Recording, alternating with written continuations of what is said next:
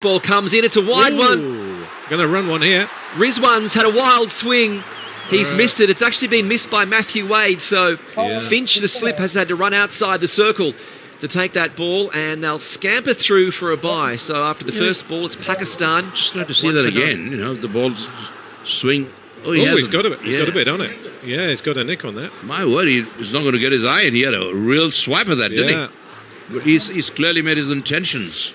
Could have been a wicket first ball there. Yeah. Well, or a 4. Yeah. Because he certainly had an almighty go at that. Which is a bit surprising. I thought they would just watch the... I think Babar Azam will be a bit more careful. He's probably feeling some nerves. Yes. It's a packed stadium. Stark in with the second delivery. This one's online. He pushes it through on the leg side, and it goes straight to Mitchell Marsh at square leg for no run. Yeah, 142k Stark bowling that last one out, and really coming in is Mitchell Stark. So Babar Azam, he's ranked number 1 in the world for T20 batting, and he's lived up to that reputation. He's got an average of 66 this tournament. He looks very solid. You know, he looks a great batsman. Very, very. Yeah. He looks a complete batsman. And he's leading by example. There's a man down at long leg in case he goes for a big hook. So Stark, third ball of the over. He's in, it's a wide one. Ooh, straight to cover point that time. Bubba had a slash at that. He'll be disappointed. That was a great shot. He really middled that. But he should have placed that better when the field is up. Yeah. There's the opportunity for runs. But Maxwell there. Well, that great stop by him. Yeah. That was a certain 4, Harry. He's known for his fielding, Maxi. He's going to be in the thick of things today, I think, is Maxwell. Here we are in the first over. Semi-final, number 2, under the lights. It's the Ring of Fire here in Dubai.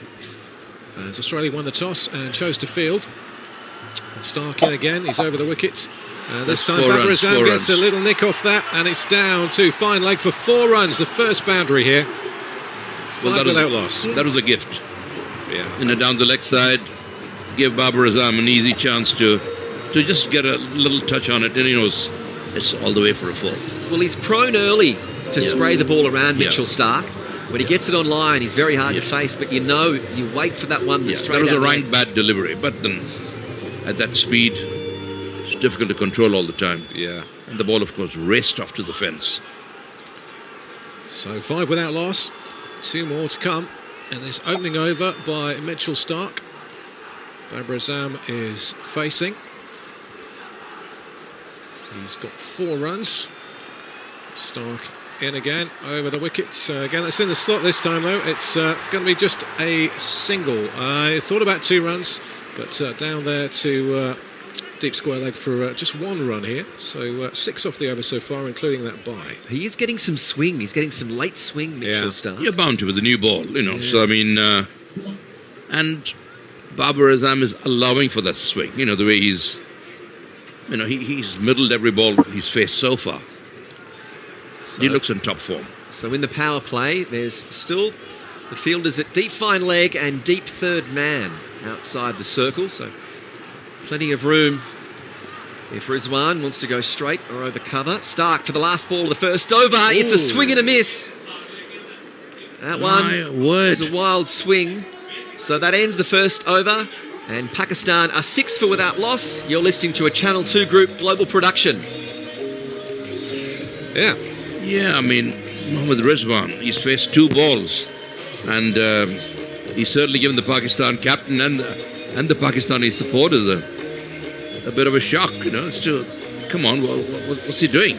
But he's a good batsman. He can play some correct shots. Yeah. But he had a wild swing at both those deliveries, which is very surprising after he's played some really, really good knocks.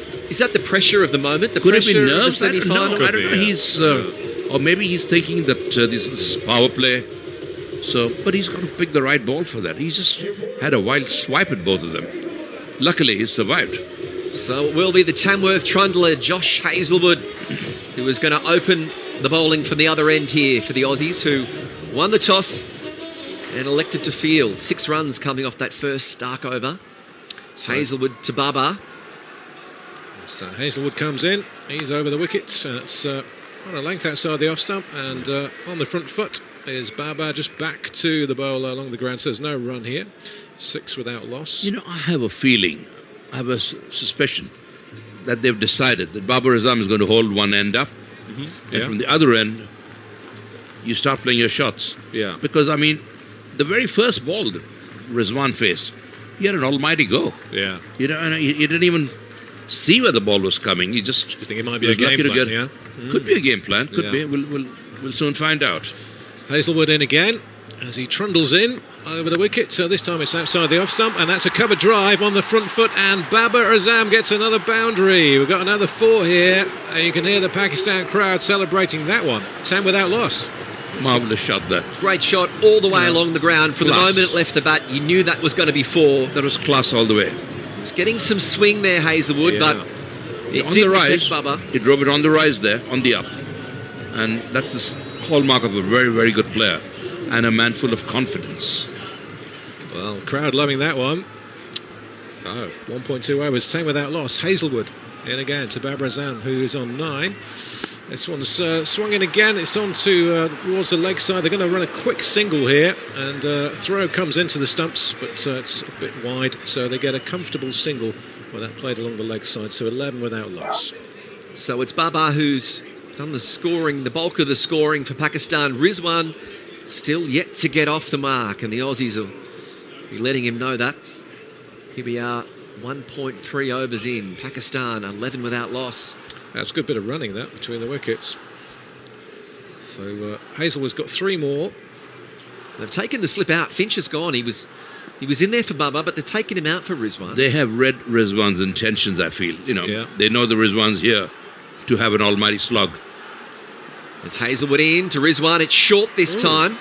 And a defensive stroke from Rizwan. They think about a quick single, but it's Matthew Wade who has to come in and do the wicket keeping. That's a dot ball.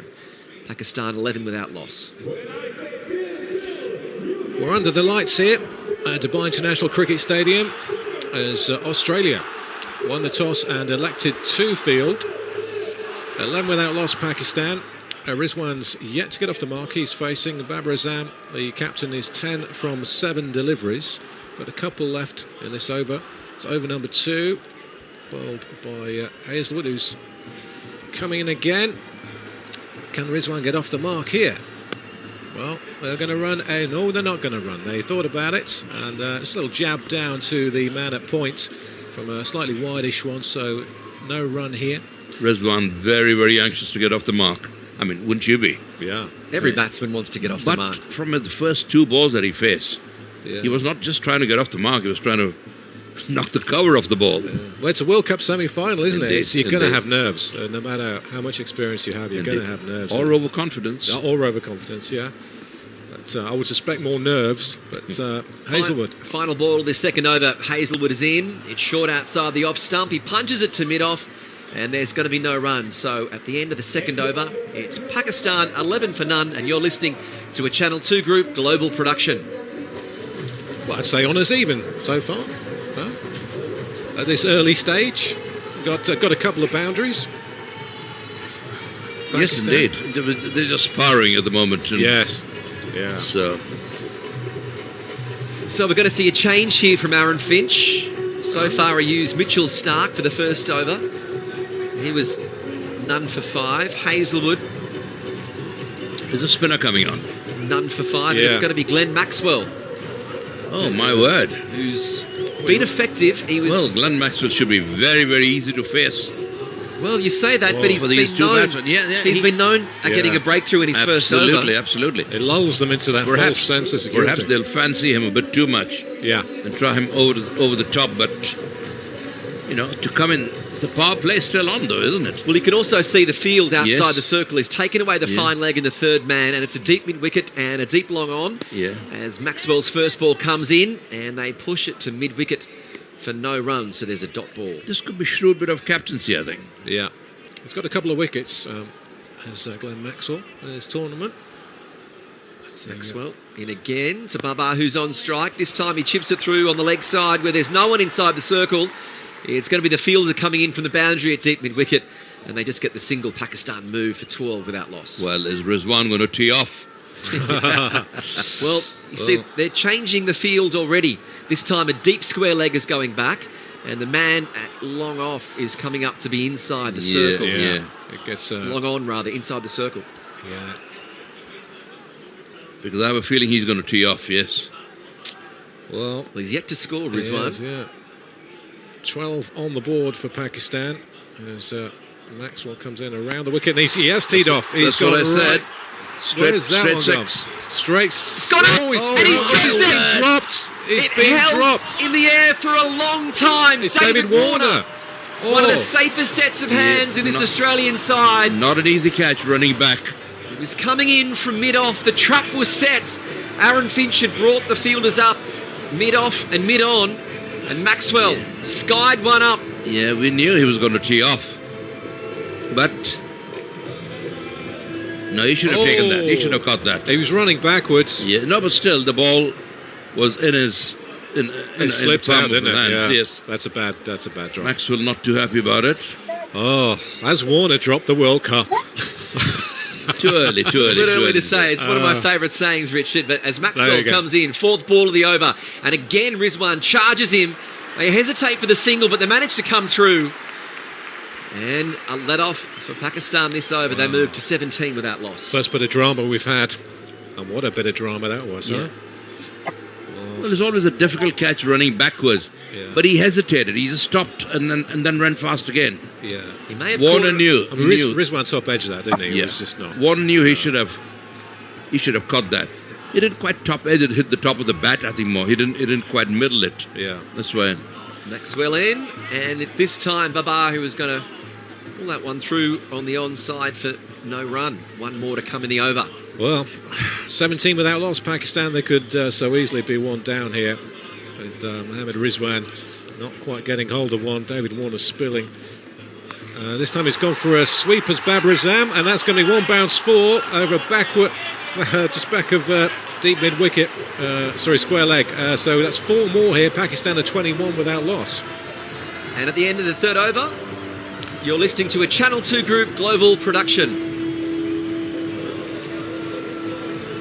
Yes, indeed. Babar Azam looking very solid there. Excellent shot that. You know, it wasn't a bad ball. It was on the leg stump.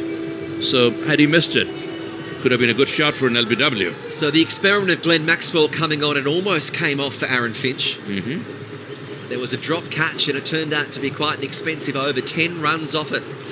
Yeah. How crucial could that Yeah, be? and had Rizwan middle, that would have been even. Would have been 6. Yeah. That was clever tactics, though, by Australia. Setting the trap. So Pat Cummins is on now. He's resorting to pace, the vice-captain. Pat Cummins is going to be the new bowler. He's replacing Josh Hazlewood. Only bowled the one over. Pakistan now going at 7 and over. 21 without loss. Rizwan is facing. Ooh, swing and a miss. That's down the leg side. Wide. That's, wide, is it? Yeah, it's been called a wide. Yeah, I mean, this is a bit unfair to the bowler, I think, because the ball pitched on the leg stump and just carried on moving down the leg side. But umpires have got to be consistent. So Finch has changed the field yet again. So Rizwan, the fielder's outside the circle in the power play. Just the third man and a deep square leg that's in position. Cummins in for the second ball of the over. It's a short one. They And run a single. Rizwan tries to pull it, but it hits him on the pad. And they just push through for a single. Pakistan 23 without loss. Steve Smith and Stoinis were having a little bit of a, hug in the field there. I think they ran into each other. I think they did, yeah. Was the issue. Pakistan definitely on top at this stage of the game. Yeah. And the stadium has filled up even more now. It's almost completely full now. I think more Pakistan supporters have come in a bit late. It's a great atmosphere here. Cummings in again to Babar Azam, and more runs here. That's going to go down to the fine leg boundary where there is no one. And that's 4 more runs for Pakistan, who move on to 27 without a loss. Babar Azam is 19 from 12. That's a gift, 4 runs. As soon as he starts straying down the leg to a batsman of Babar's class. Well, I think so, because that's his strong side, his onside, and he keeps on feeding him down to the middle and leg stump. And I think that's pretty Pretty bad bowling from the Australians there. No, even the captain, Aaron Finch, is now coming over to Pat Cummins. They just have a bit of a chat to him, settle him down. Yeah, because he's placed his field on the offside and he expects him to bowl according to the field. So naturally, it's a bit disappointing for the captain when And they're also going to strays down the leg side. change the field here. So third man is going to come up inside the circle, and there's going to be a fine leg and a deep square leg. That's been the change that Cummins and Finch have made. Obviously, he's relying on his in-swingers. So field is meant for that. This now, the third ball of the over, and he pushes that through on the vacant square leg position, so it'll be deep square leg that does the fielding on the boundary for the single. Pakistan 28 without loss. It's in the slot. It was going slightly down leg, wasn't it? Just a little help on its way for a single there. But, well, it's early days for Pat Cummins. Can't be too harsh on him just yet. So 28 on the board here for Pakistan. And he's moving the man a deep square leg. They want him not quite as fine. They know Rizwan is strong on that side. Cummins in again, and he's straight down leg side. Yeah, that's... Thankfully, yeah, the fielder is down there at fine leg to prevent the boundary. I think, was that signal buys, or did he get a run off that? I think that was off the bat. That was Adam Zampa who picked up down at fine leg, wasn't it? Yep. Pat Cummins, the highest paid IPL player, wasn't he? He did very well in the last He got auction. a record. How many millions? You'd think he'd be bowling with diamond earrings and, bells on his toes. Well, I don't think he's that kind of guy, really. No, he's not really. Cummins in again. And this time it's just defended off the back foot by Babar Azam. That was not a good length outside the off stump, so there's no run here. One ball left in this over. Bit of confusion there.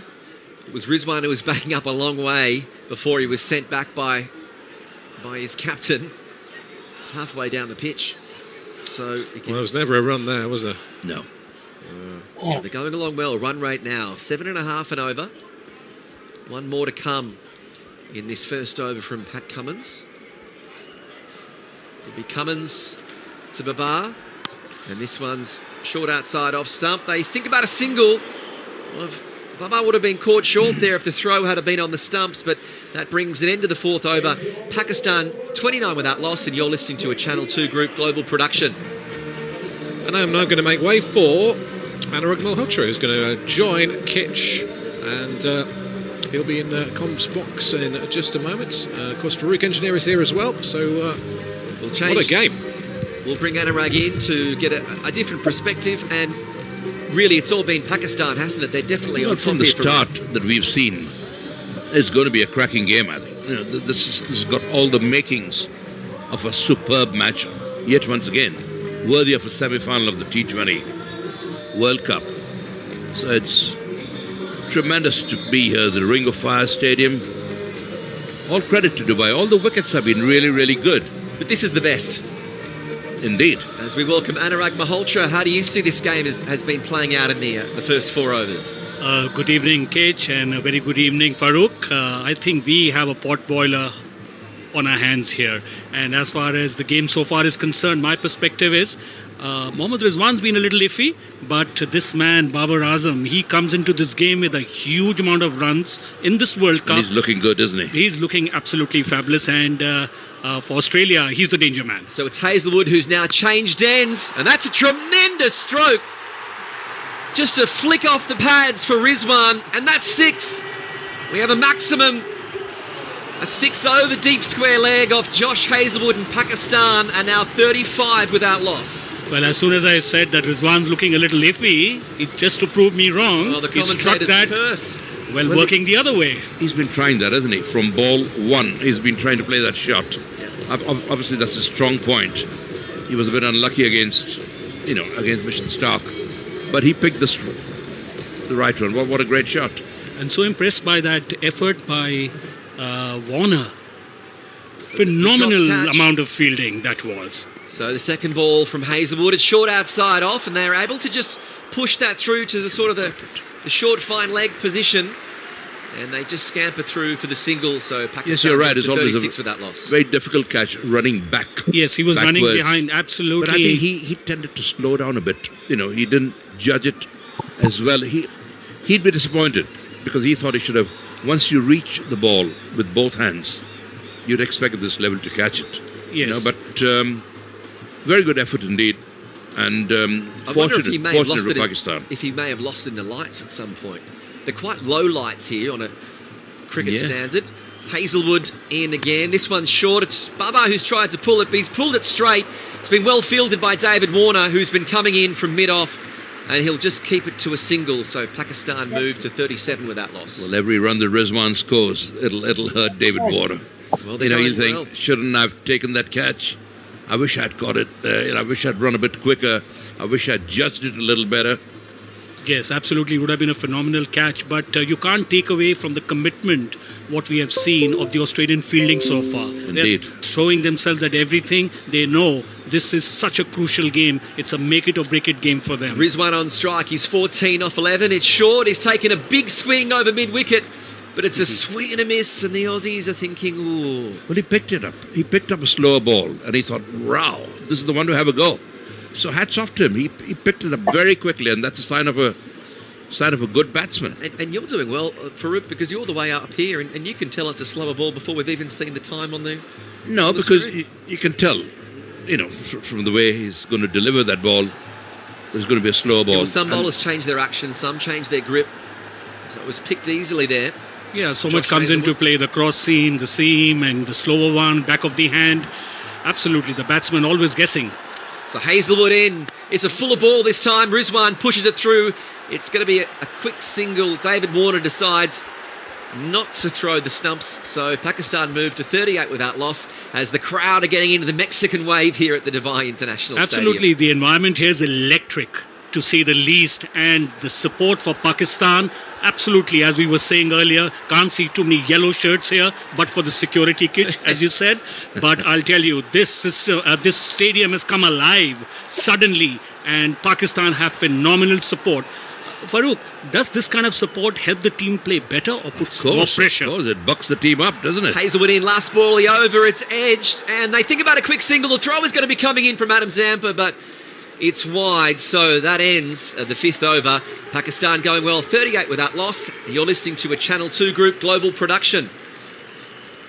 Yes, so coming back to that question, so you think definitely when the crowd is behind you, Oh, yes. it helps you to bring out your in best? any sport, in footballs, that's why they always say there's a home advantage to the team. But over here, they're playing on a neutral ground. But neutral ground, there are more Pakistanis in Dubai than there are Aussies. Farouk, Because literally, this only- is home ground for Pakistan because they played most of the cricket here, all only- the neutral series. Only shirts in yellow I see are 11 here. There's 11 Australian All the players. Otherwise, security guards. the rest is either security guards or. So But Pakistan are playing, playing very well. They've got great home support. just running through the scores. So it's Mohammad Rizwan, he's not out, 15 off 13. Babar Azam, he's 21 off 17. Pat Cummins is going to be given another over. His first over, he went for 8. Glenn Maxwell had 1 over for 10. Josh Hazelwood, 2 overs, none for 14. And Mitchell Stark, just the 1 over and none for 5. So Cummins in to start his second over number 6. And he straight down leg.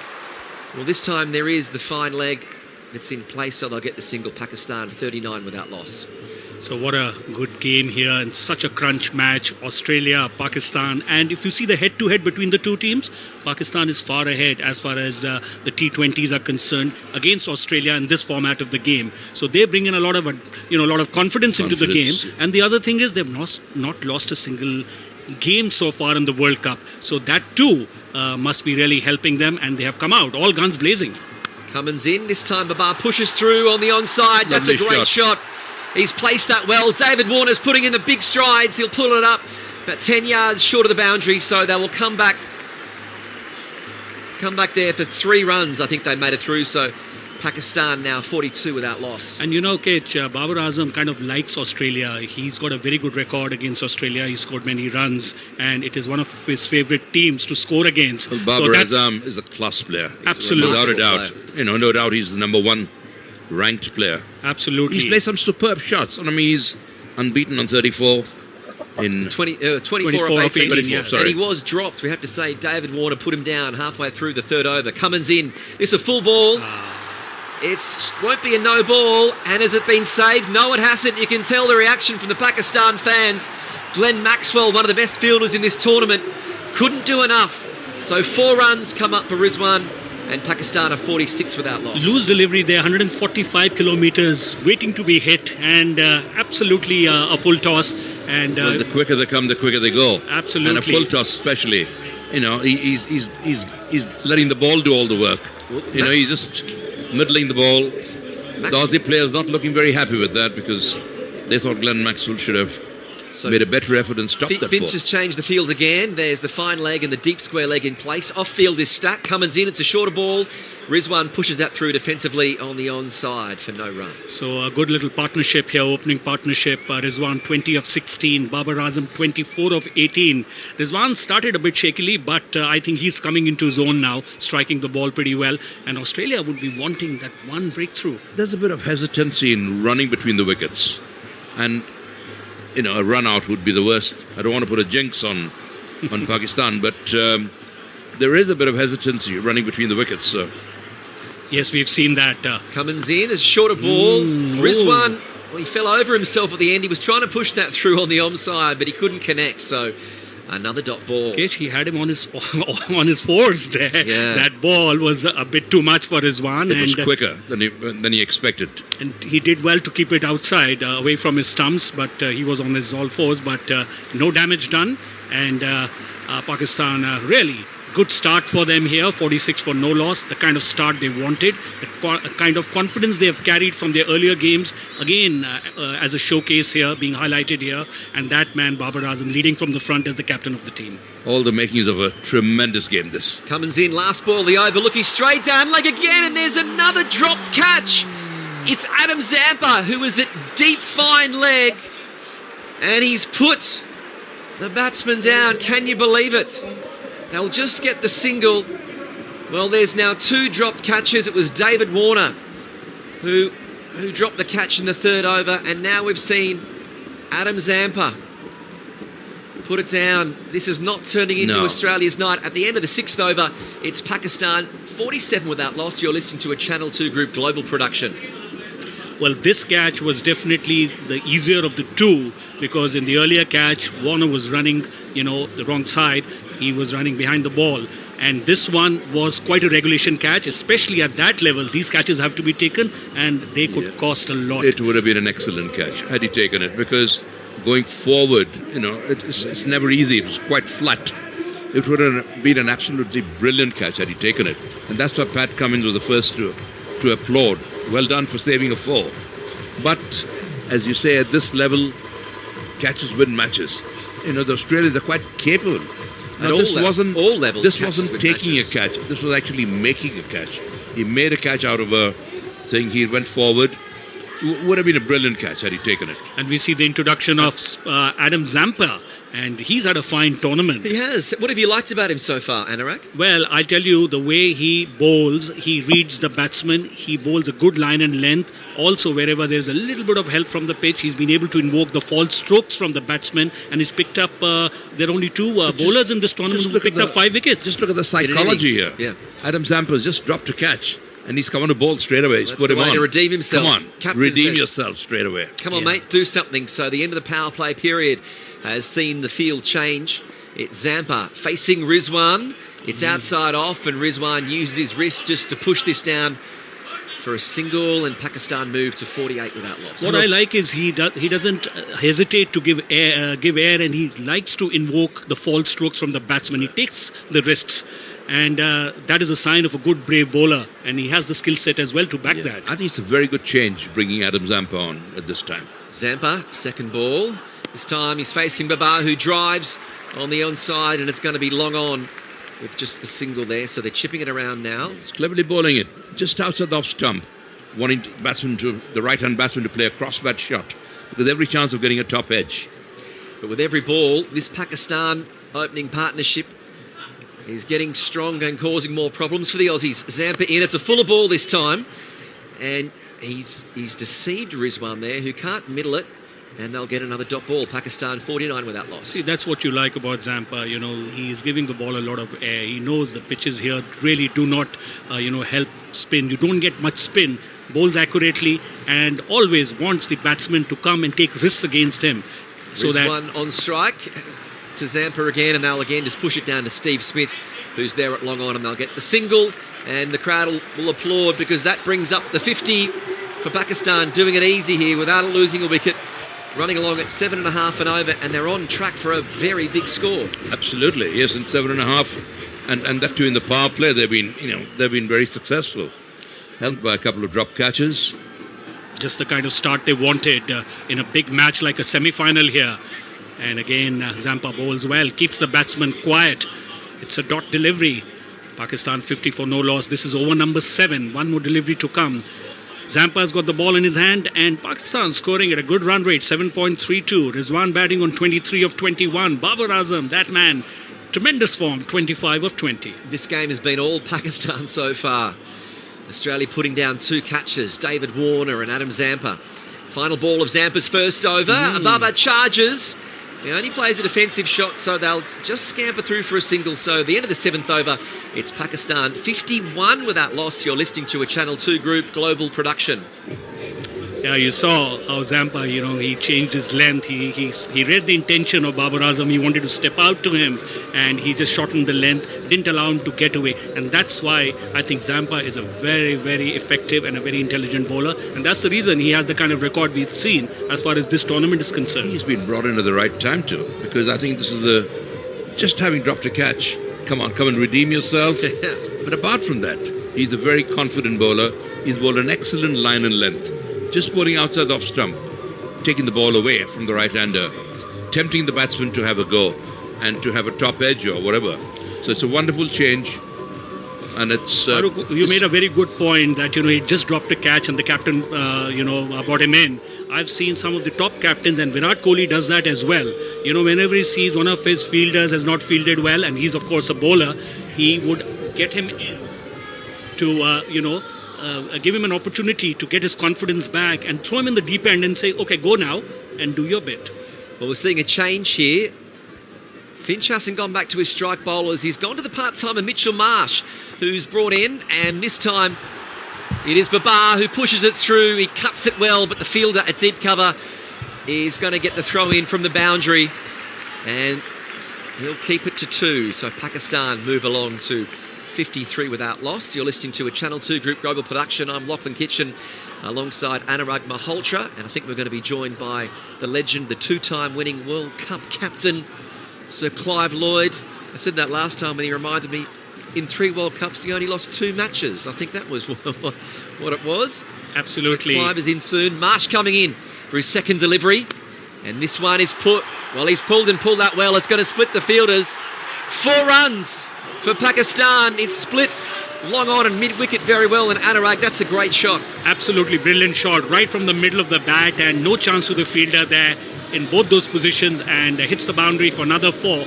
And I'll tell you, the environment, the atmosphere here at the Ring of Fire, Dubai International Stadium, is absolutely electric. Every shot is supported by thousands of supporters here who have turned out to watch this game, and I can see all greenery everywhere. Sir Clive, what do you make of this Pakistan performance so far? It's been excellent. I suppose the Australians will believe they're playing in Karachi. No, but at least the guys have taken the fight to Australia. They're playing their shots, and Australia want to capture wicket. Marsh coming around the wicket. He gets it in the block hole, and Babar can only push it out, but he's batting well. 32 off 24, and Pakistan 57 without loss. Yeah, that was a good delivery right in the block hole, and keeping the batsman quiet there, and a dot ball.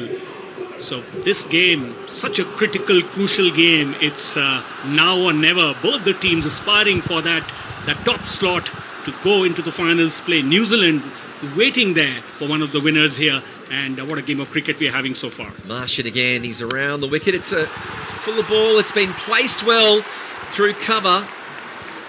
And it looks to be Pat Cummins, who's the sweeper on the boundary, who comes in to do the fielding. It's Pakistan 59 without loss, and Australia need a wicket here. It seems another day today when the middle order may not be tested as it hasn't been of Pakistan throughout the tournament, because bulk of the scoring being done by the top 4-5 batsmen. And again today we see a great opening partnership between Mohammad Rizwan and Babar Azam. Yes, I think it is a good contest here. The Australians bowling, quite tight, but the point is it's such a good pitch.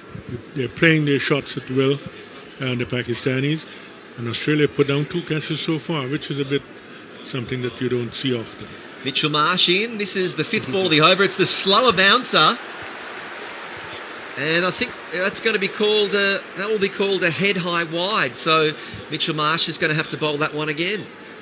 Yes, absolutely. That confusion about no balls and 1 for the over and wides continues. We've been talking about this in our commentary, and a couple of things which perplex you as far as the new rules are concerned. But having said that, it's being called a wide. He'll have to reload it. 1 more run at it. 60 for no loss. Marsh in. This is a better ball, but it's going to be Babar who pushes it through. There's a gap there at mid-wicket. They think about coming back for 2. They sensibly just leave it at 1, and Pakistan are now 61 without loss. Yeah, they've been running quite well between the wickets. They had the odd close one, but I don't think even if it had hit the wicket, they're really not. So far they've done very well in that respect. They've really played good shots. They're entertaining the crowd. This could be a very exciting semi-final. Well, it's been all Pakistan so far. Mohammad Rizwan, he's on strike. He's 23 off 21. Pakistan 61 without loss. Last ball, the over from Marsh. It's into his legs, and again he chips it through to mid-wicket where Maxwell is, and they'll just get the single. So, at the end of the 8th over, Pakistan is 62 without loss. You're listening to a Channel 2 Group global production. Yeah, absolutely. I mean, just the kind of start Pakistan would have wanted from their openers in such a critical game, the semi-finals of the T20 World Cup. And I'll tell you, the fans here in the stadium, absolutely behind their team, cheering every run, every 4, every 6, and it has been absolutely phenomenal. So there'll be a change in commentary. I'm stepping out, and Shoaib Ahmed is going to be jumping in. Pakistan 62 for no loss after the completion of 8 overs, and it's going to be Glenn Maxwell who will have the ball in his hand, and he will come in to bowl his 2nd over. Well, I think they'll want to try and go after Maxwell, but at the same time, you don't want to lose a wicket because they're really doing quite well. 7 and over is about the right, rate you want to be at. And we welcome Shoaib Ahmed. Shoaib, good evening. How are you doing? Good evening, Anurag. Good evening, Sir Clive. It's good to be back in the Combox. It's excellent to have you back, sir. Thank you, Sir Clive. As we have an excellent game of cricket here, where we were all looking for some contest, but right now it looks like Pakistan is ruling the roost. Well, yes, I thought they sort of came out before shot. Unfortunately, I think he was dropped behind because the umpire signaled wide when it hit the bat. But they've played some beautiful shots. They're running well between the wickets. As in comes Maxwell. This one has been bowled on the legs of Babar. Around the wicket, Maxwell has been played nicely into the vacant mid-wicket region for just a single. 64 without loss is the score for Pakistan, and they're scoring at a run rate of 7.68. And the best thing about Pakistan is having lost the toss, which has been so critical in most of the games here. That is, man, meanwhile, he plays that shot beautifully to the fielder there at the cover. Just get a single for that good shot. So what I was saying was, despite having lost the toss, they've come out with a lot of conviction, application. Both these 2 batsmen have been in great form, and they're carrying that, and they have played so well so far. Absolutely. In comes Maxwell again around the wicket. This one was on the off stump and still has been played very nicely with the wrists towards the mid-wicket for another single. 66 without loss, and definitely Pakistani batters are showing us how to approach the innings in the first innings. If you lose the toss, how do you bat? How do you apply yourself, Sir Clive? Yeah. And they've done pretty well for themselves. Well, yes, and you need, if you get 50 odd in the power play without losing a wicket, you're doing quite well. 7.62 at this time is quite good. And without losing a wicket. Yeah, because I would think 170 odd here is what you'll have to get. It's a good pitch, big outfield, and I think the situation, this augurs well for a very exciting afternoon. Next delivery has been hit to the fielder there. Cow's corner, straight to him there. Just a single. Pakistan playing very sensibly. 9 overs gone. Pakistan are 68 without loss. You're listening to a Channel 2 global production. Yeah, Pakistan actually pacing the innings very well. They've got a great start. They did well as far as the power play overs are concerned. And yes, good, absolutely great performance from them. There'll be a little change here in the commentary box. I'll step out, and joining Shoaib Ahmed will be Richard Allen. And of course, we have Sir Clive Lloyd with us. Yes, absolutely. 9 overs gone. Pakistan are 68 without loss. This was a good over from Maxwell. He's given away 6 runs in the form of singles, so no big hits coming in that over. No boundaries hit in that over. So in the context of the game, Australia have pulled things just a little bit for themselves. Well, I think Pakistan realizes too that seeing these two guys are in, it's a good partnership. They don't want to, lose wickets at this stage. Yes, and we'd like to welcome Richard Allen in the comm box. Good evening, Richard. Aussie, Aussie, Aussie. Well, it's not really going their way at the moment, is it? 68 without loss, Pakistan. The crowd are loving this. I'm loving this as well. This is such a great atmosphere here. Dubai International Cricket Stadium. Zampa started a new over. Dot ball off the first ball. Babar Azam is facing. Well, that's very wide. Ball number 2. That's going to be called a wide. Well, Zampa's bowled very well so far. And I thought probably they might have gone after him, but he's bowling. I think he's bowled a very good line from his first over. And it will be interesting to see how he goes in the others. Well, it gets flighted up in the block hole. Not going to get a run off this one either. It goes to the fielder at cover. Babar Azam 38 from 30. Rizwan nicely set on 27 as well. And Australia, I think it's fair to say they're desperate for a breakthrough here, aren't they? Yeah, they would want to get a wicket or 2 here now.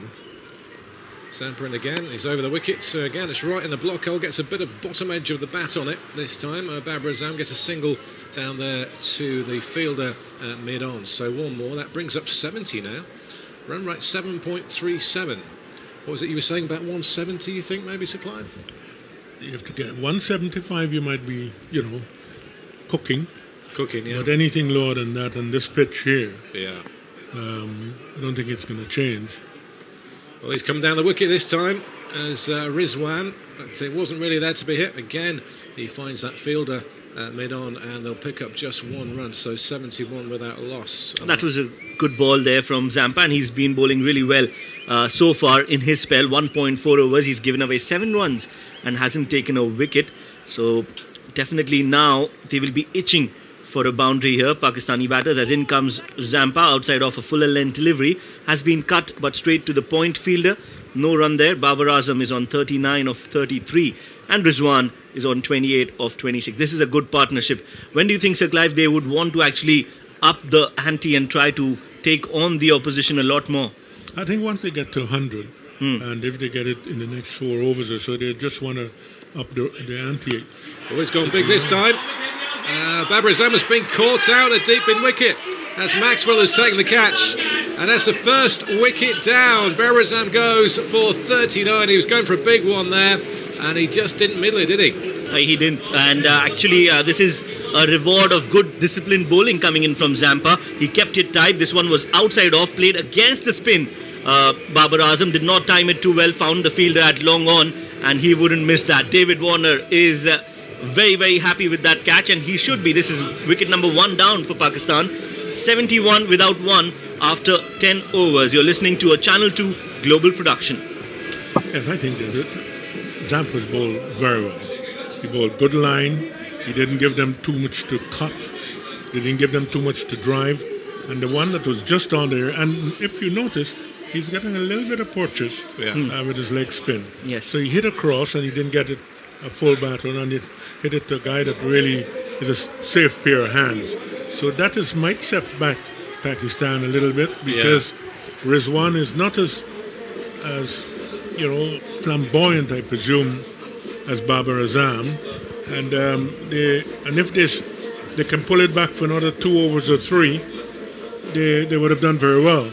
And I think that's what Australia is doing at the moment. They're trying to get to somewhere around, if they can get to 14 or next 3 overs to get to 100, well, then they would have done well. But Australia, I think, has just pulled it back a little bit with the dismissal of Babar Azam. That's a very timely wicket, that, wasn't it?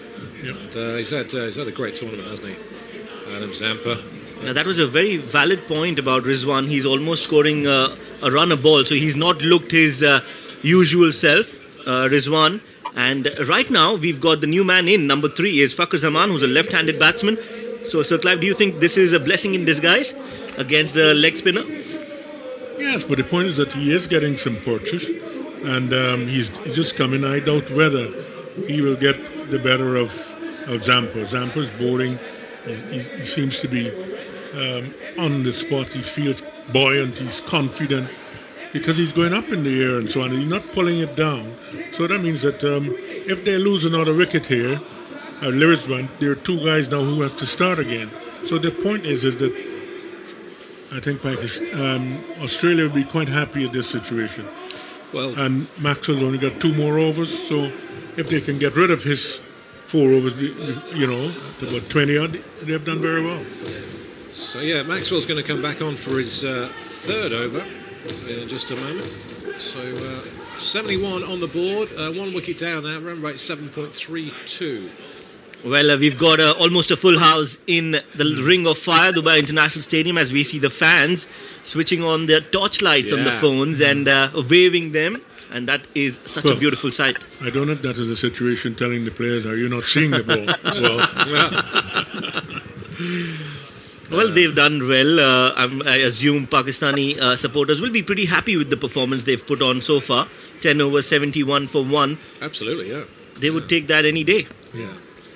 So, but the real business starts from now. Oh, yeah. The last 10 overs, as in comes Maxwell. Slower delivery around the wicket, outside off. Wanted to play a late cut.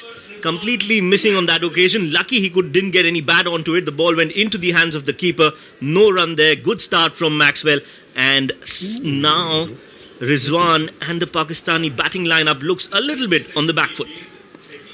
Maxwell in again, and he's around the wicket. He's swept this time, but only down to deep square leg, and Pat Cummins retrieves. So easy single there, 72 for 1, 10.2 overs in here at Dubai International Cricket Stadium. The Ring of Fire, what an atmosphere we've got here tonight. And Australia back in this game now with that wicket. Well, it's a sea of green at the Dubai International Stadium. We can see anywhere you look around, you'll see all Pakistani, including your jacket, including my jacket today. Yes. Well, you never know. The green could be for Australia, isn't it? Green and yellow. Yeah, green and gold. Green and gold. Yeah, there's plenty of Australian fans in tonight. Don't you worry about that. As in comes Maxwell for the next delivery. This time, he's got a nick on that. Down the leg, big appeal coming up. The umpire is not interested. They're looking at each other. Just a small discussion. Will they go for the review? There was just a little bit of a sound, but I think it was off the pad. The good thing about it is that it's not a wide. Yeah, not being given a wide, so clearly some contact with the pads most probably, and hence the umpire says not out, no review taken. As in comes Maxwell with the next delivery, flighted delivery outside off, drilled down the ground towards the long on fielder, and will just be a single. So with that 1 run, Fakhar Zaman is off the mark. Pakistan are 73 for 1 after 10.4 overs, and these are some really good crucial overs coming in from the Australian bowlers. Yeah, if they can curtail this run rate a bit more. We've certainly got a game on here. We had a terrific semi-final last night, and this is all the hallmarks of another one. It's coming down the wicket is Rizwan, and again, didn't really get that much on it. Along the ground, back to Maxwell, who threatens to throw onto the stumps, but withdraws, so there's no run. Yeah, just 2 bowlers, Sir Clive, who are spin bowlers for Australia. Do you think they missed a trick today? Maybe a third bowler would have been a lot more effective. I don't think so, no. I think they have enough pace, and the 2 spinners have done very well. Maxwell was hit for 10 runs in his first over, and he's now got 3 for 20. So he's only 2 overs, he's given away 10 runs. Conceded 12 runs. So I think he's done very well. Yes, 11 overs gone. Pakistan are 75 for 1. You're listening to a Channel 2 global production. So yeah, 75 for 1. Run rate is, it's under 7 now. So yeah, Australia doing quite a good job last few overs, sort of curtail that run rate a little bit.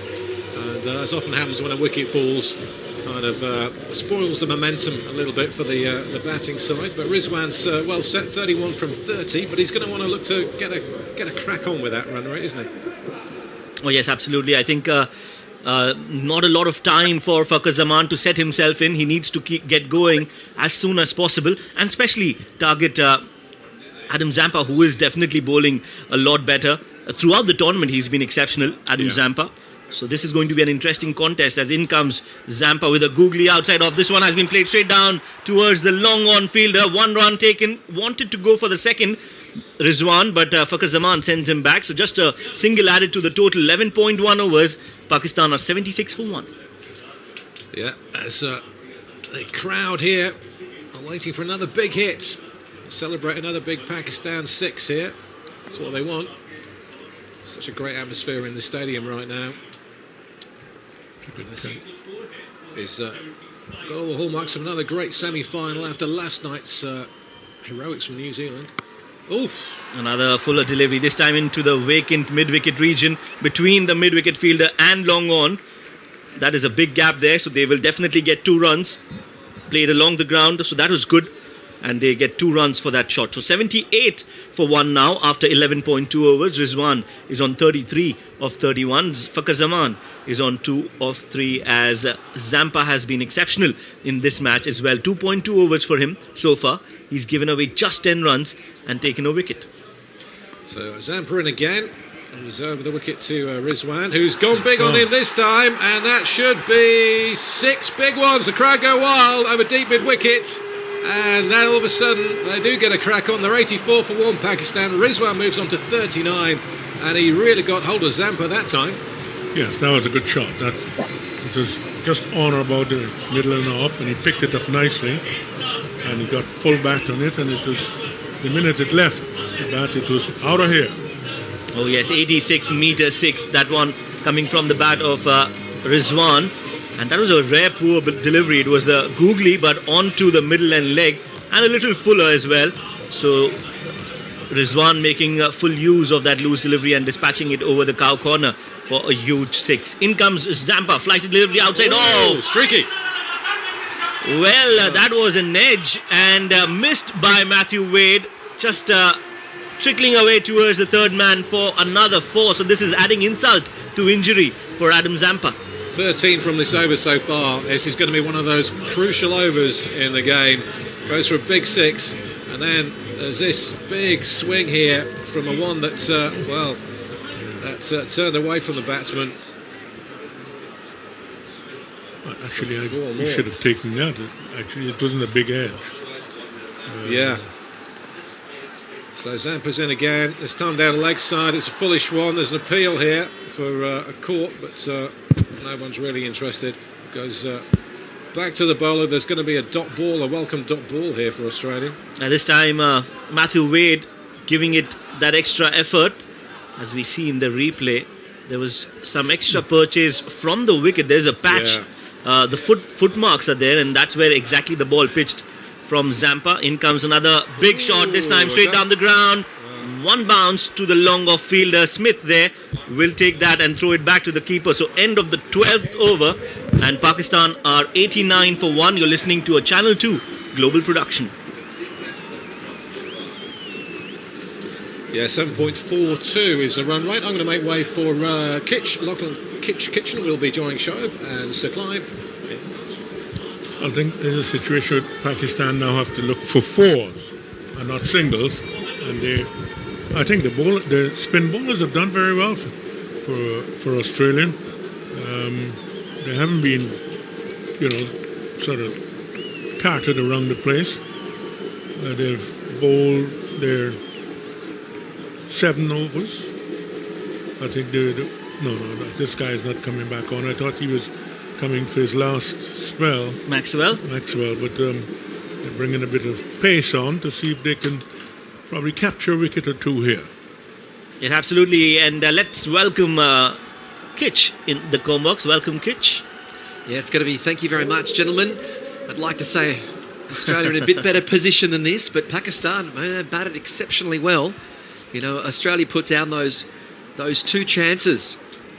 It was in the 3rd over and the 6th over. There were the 2 drop catches as Stark continues. This is 2nd over. It's short and Rizwan pulls.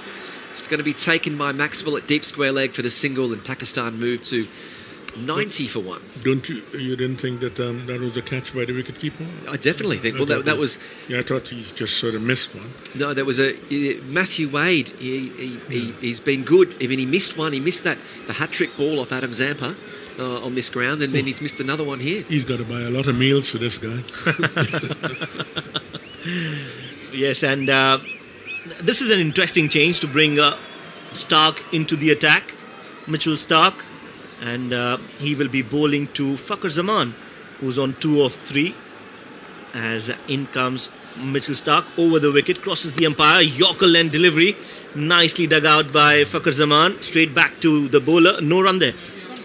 So Stark's first over just went for the 5 runs, and he's been held off. This is a long time to wait 11 overs to bowl his 2nd over, Mitchell Stark, but Finch has moved the bowlers around well. Hazelwood, none for 14 off 2. Maxwell, none for 20 off 3. Pat Cummins, 2 overs, none for 17. Zampa, the best, 3 overs, 1 for 17. And Mitchell Marsh, 1 over, none for 11. As Stark continues, this is the 13th over. It's short and wide, and it's going to be Zaman who pushes that through. They look to come back for a second. They don't. They keep it at 1. Pakistan now 91 for 1. That's good fielding, good intent, good anticipation. Came on to the ball early and quick release as well. So restricting the Pakistani batters to just 1 run, and every run saved is every run scored. So that's a good judgment by the batters not to go for 2. Absolutely. The fielder was onto it rather quickly and dispatched it to the wicket-keeper, and I thought you'd have had to dive early. Yes, that was a good call, good judgment. Yep. 12.3 overs, 91 for 1. It's going to be Stark. This is the 4th delivery of his 2nd over. Stark in. It's short and it hits. I think we've hit Rizwan on the helmet. 91 for 1. So they'll probably have to take a break here and have a concussion test. So it's Rizwan. He's 41 off 37.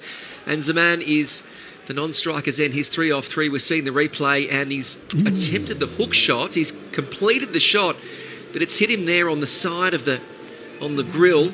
Oh, I thought it was on the jaw there. Yes, it was on the chin, and he looks hurt because he's got a mark on his right cheek just below the eye. So lucky that he's wearing helmet. So Clive, it reminds me of the story. You said you were hit on the head by Jeff Thompson, and Ashley Mallett said you had to go off. No, yes, I got hit on my jaw, and all I could, I said, well, I'm just going to stay on, and the fellow said, I think you should go, Clive, because they were talking and I couldn't hear what they were saying.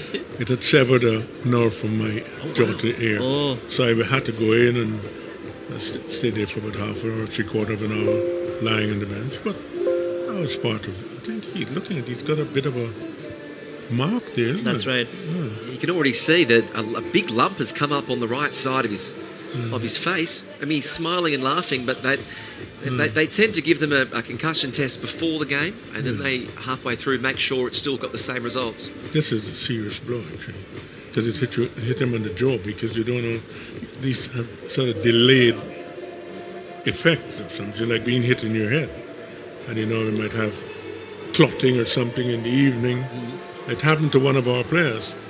He got hit in the leagues, and he said he was fine, and he had a blood clot during the evening and died next day. Oh, no. So these days you have the medical staff to sort of look after that sort of situation. Anyhow, it's glad that he's up and ready to go, because this is at a very interesting stage here, because 13 overs, they haven't reached 100 yet. At 14, if they get to 100, it all depends on how Pakistan play the last 6 overs, and it will put some pressure in the middle order, because They want to get to 170 and they have to play a few shots, and the Australians are holding tight here. It'll be interesting to see how Finch uses his bowlers. He'll probably bowl Stark out. Maxwell and Zampa out as Stark in. This is a fuller ball, and Rizwan is able to just push that through to long off for the single, and they're 92 for 1.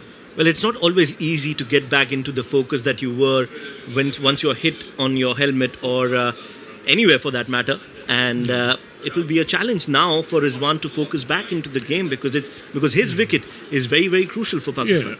Yeah, and you have that initial shock, so you have to get over it, and it might take an over or so. That's right. Depending on the blow and how hard it is.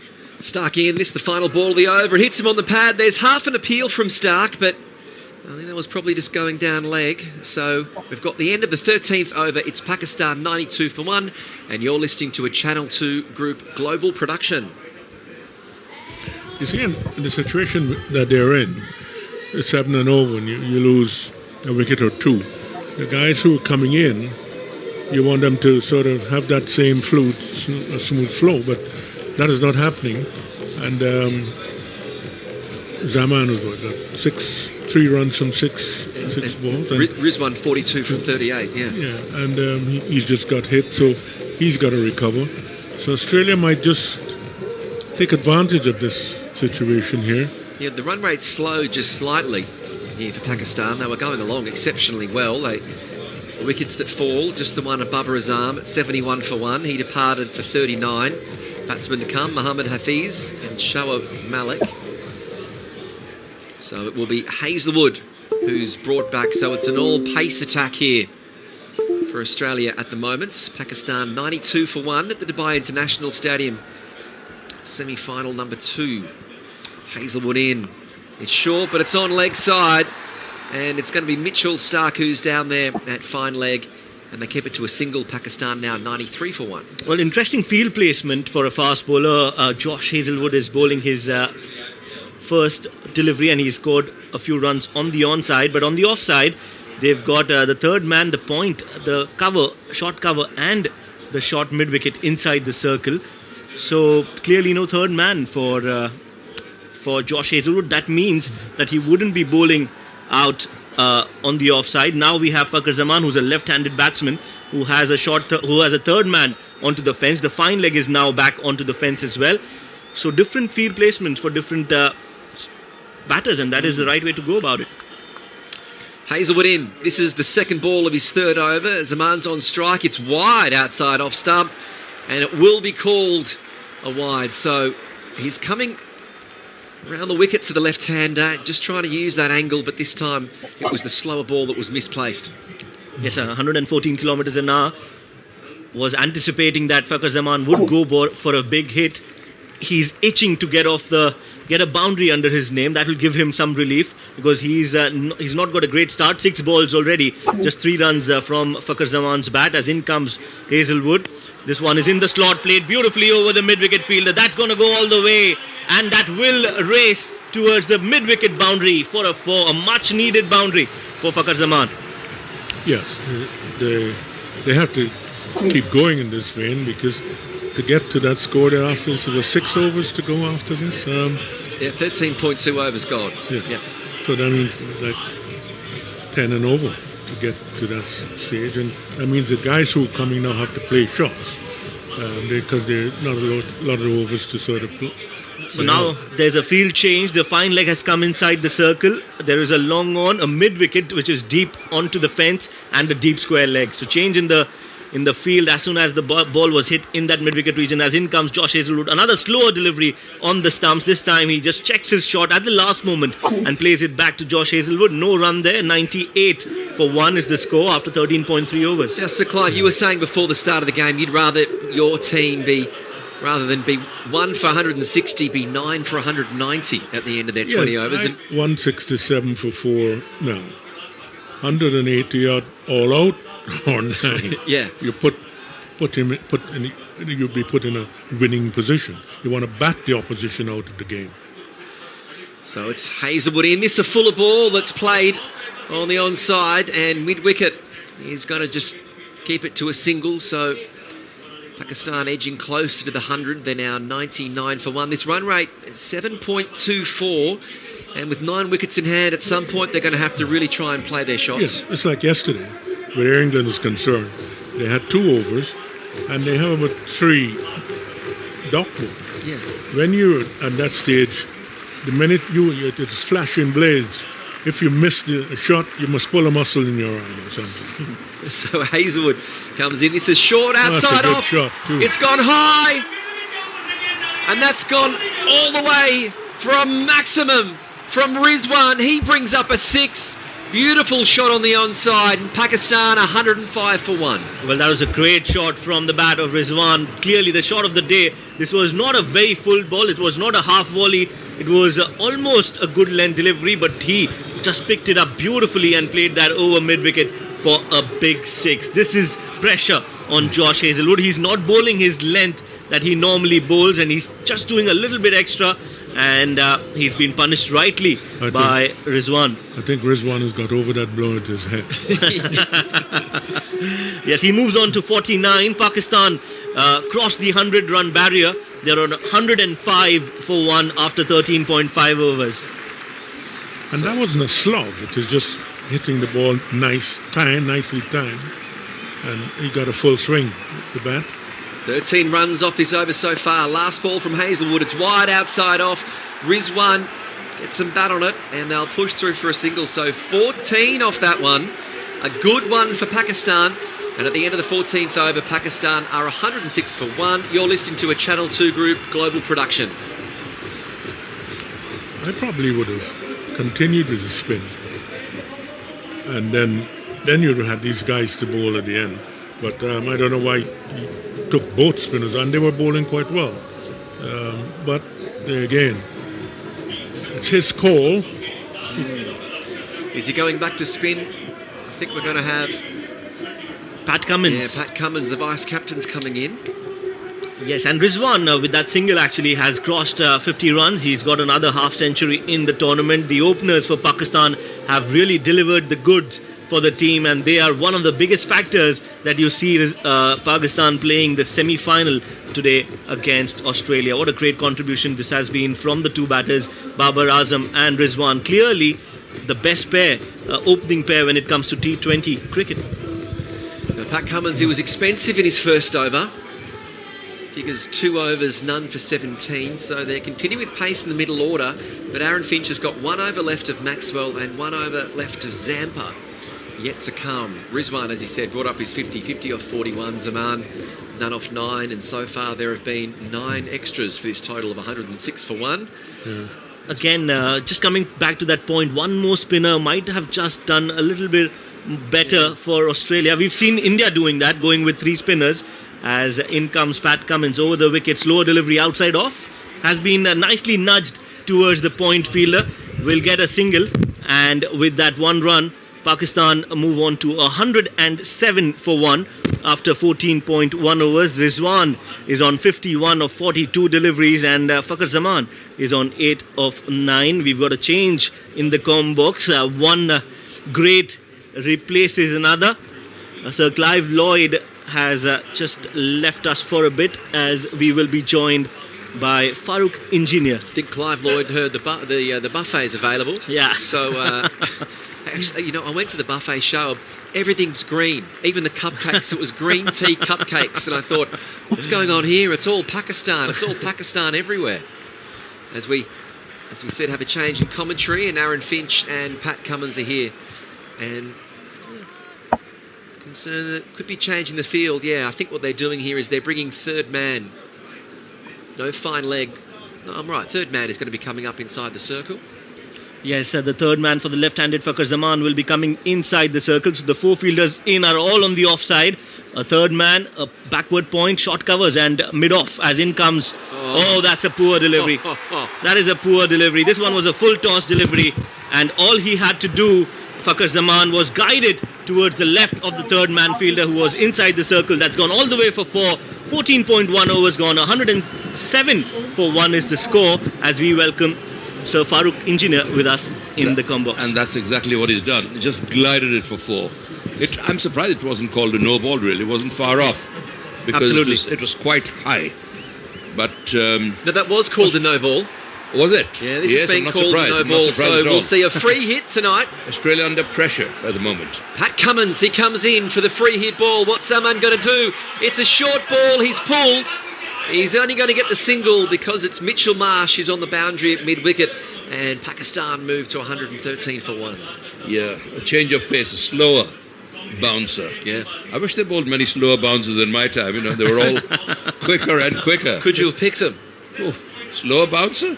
It's a dream. It's a batsman's dream to see a slower bouncer. Michael Holding was once asked, did he ever bowl a slower bouncer? He said, no man. He Why said, would no he? man. Exactly, there was no need for it. Absolutely. As in comes Pat Cummins for the next delivery to Rizwan. Outside off has been played towards the covers. Hasn't timed it all that well, but will still get a single. And with that 1 run, Pakistan move on to 114 for 1. Let me ask you that question, Farooq sir, regarding the team combination for tonight. I was speaking with Sir Clive as well. Do you think 3 spinners would have been a better option coming into this game? Because the 2 spinners who bowled have bowled really well. Well, I mean, you never saw. Maybe it's an afterthought. But is the third spinner really worth it? I mean, is he? Because Adam Zampa has come and bowled extremely well. Well, just fix your microphone there for a second, Farouk, Good idea. as Cummins comes in. And this time, it's a big swing from Zaman. It's going to be taken by Mitchell Marsh, who's down at square leg, and they move to 115 for 1. Yes, 115 for 1 after 14.4 overs. As the score predictor on the screen says, 179 is what they will manage to score if they score at 12 runs from here on, 12 runs per over from here on. Is that possible? Do you see that happening? Oh, yes, absolutely, because they've got 9 wickets in hand, and they've got nothing to do but slog now.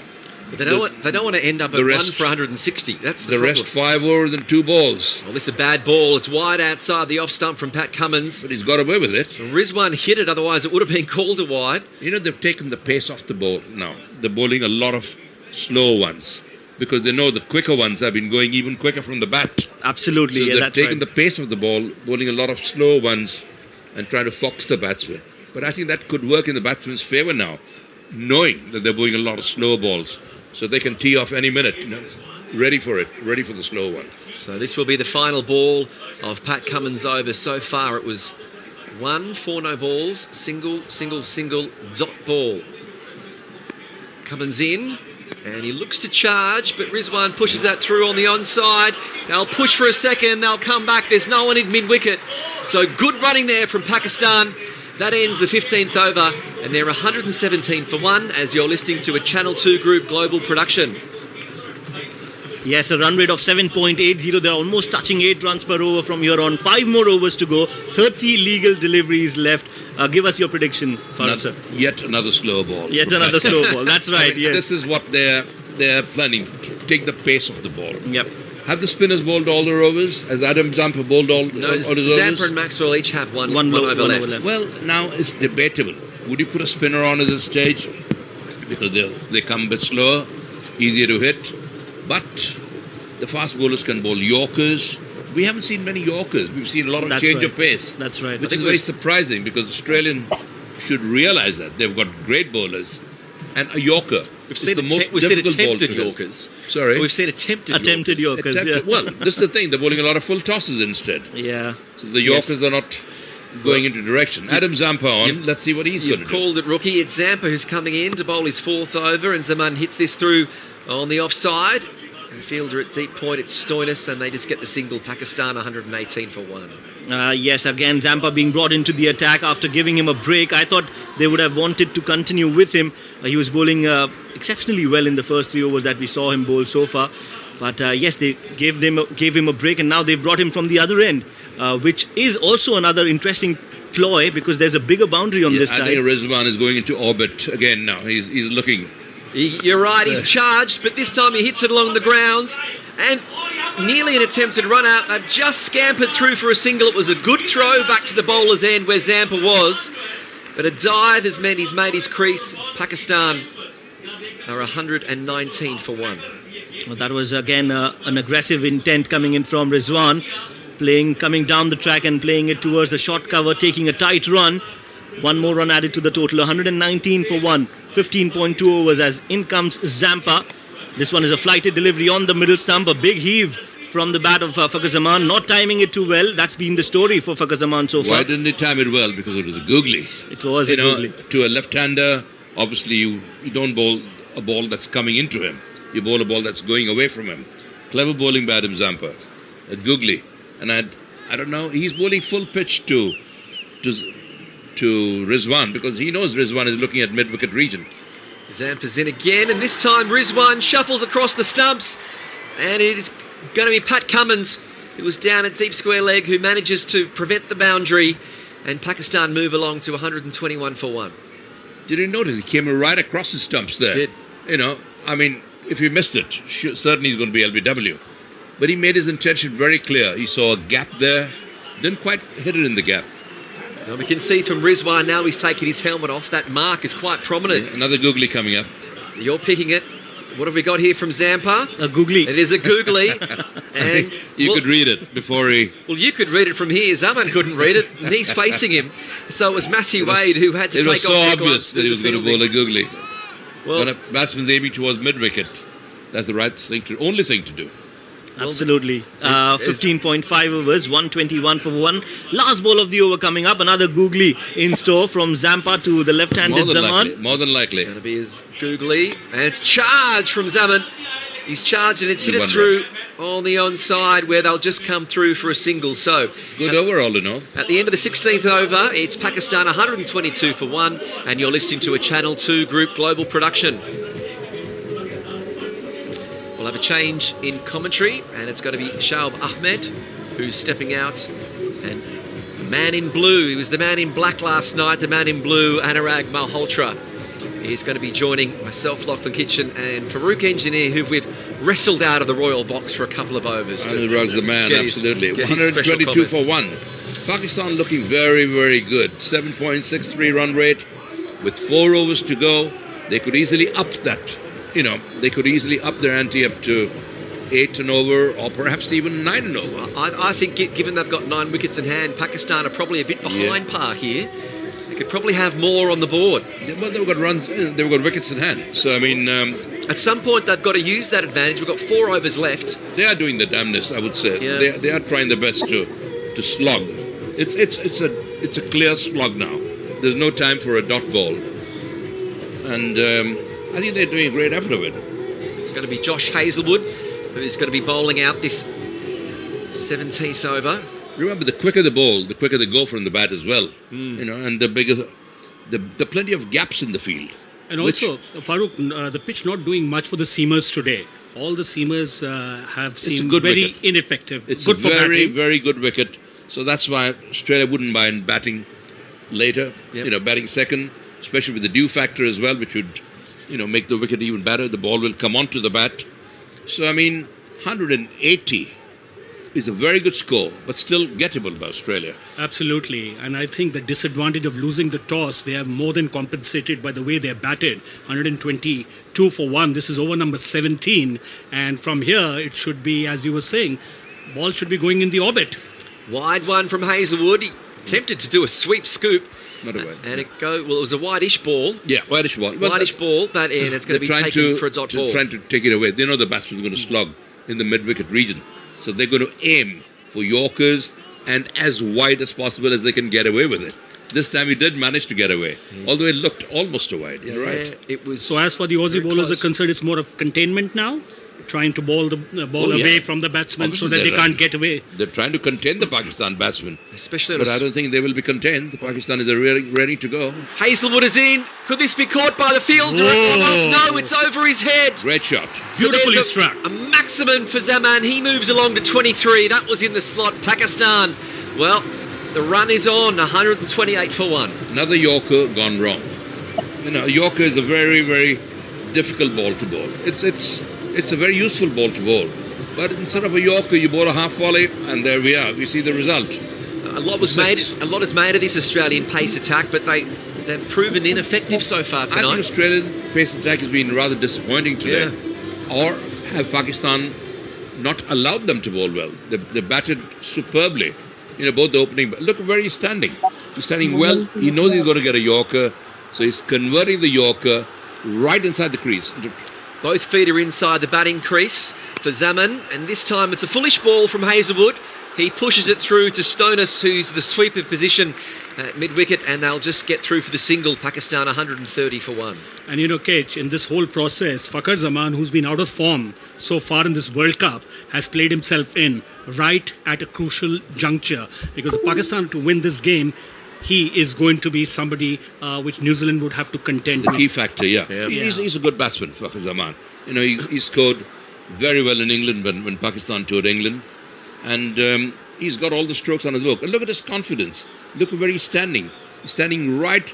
He's forcing the bowler to bowl a wrong line. Hazelwood, it's a foolish ball. It's slightly wide, and they'll just chip it through to the fielder who was there inside the circle at mid-off for a run. So they're happy to do it in singles here. Pakistan 131 for 1. And this is Matthew Hayden's stamp. I think Matthew Hayden has told him to stand there and convert because he is an expert, slogger. You just took the words out of my mouth, Farooq. I was going to just ask, you have Justin Langer facing off here with Matthew Hayden, and both of them are old partners in crime. They've opened for Australia. They know each other, the way they think about cricket, and they are now both mentoring two different teams. So how's this whole thing going about? Well, that's what we're seeing. Interesting. Yeah, well, it's so far, it's probably Matthew Hayden who's he's a That's set our up man. at this stage, yeah.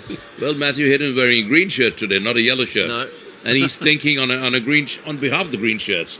He's getting paid by the green shirts. He's doing a good job. The opening pair had a partnership of 71 before Babar Azam was dismissed. Court Warner bowled Zampa for 39. The current batsman, Rizwan, he's on 56 from 47.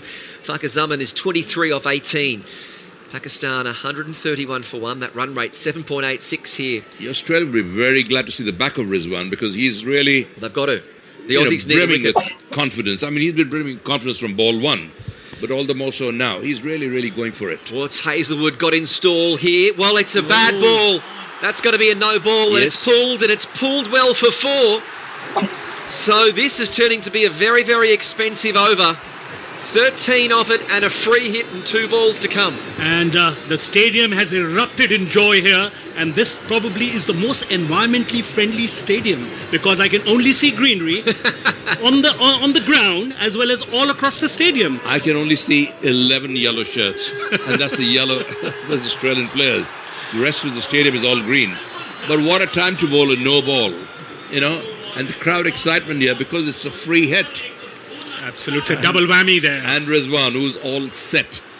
Where is he going to hit this? Hazelwood's got to Is it going to be a compose slower himself one? here. Is it going to be a slower delivery? Hazelwood in for the free hit. It's a shortish ball. It's gone high. It's gone long. Has he got enough on it? He does. I tell 6 you. runs comes up for Pakistan. Rizwan is a man in form, and Pakistan are 142 for 1. Absolutely unstoppable the way the Pakistani batsmen are playing, especially Mohammad Rizwan. I mean, look at the way he connected that delivery.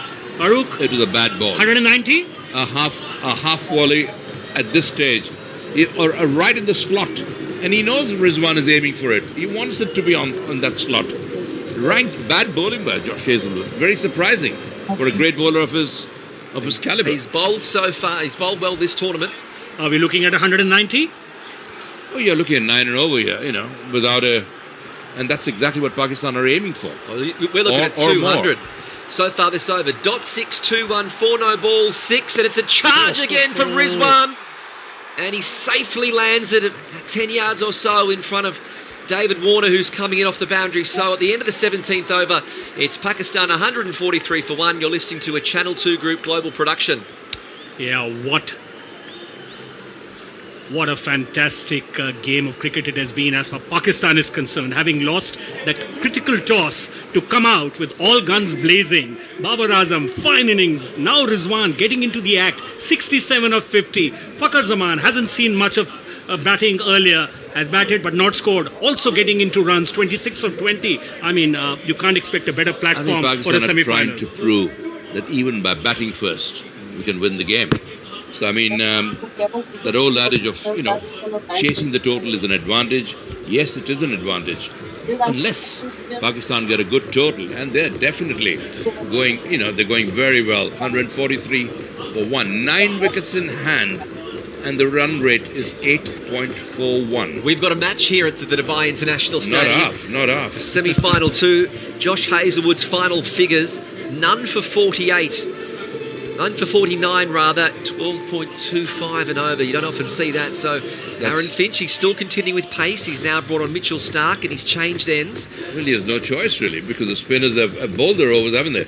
He's hardly going to bring Maxwell at this stage. Well, Maxwell left. Stark's got 2 left. Yeah. So it's a question he'll bowl the 2. Will Stark. it be Cummins up the other end? Will it be Maxwell? You probably think he's going to go with Cummins. He's got the world's best opening bowlers.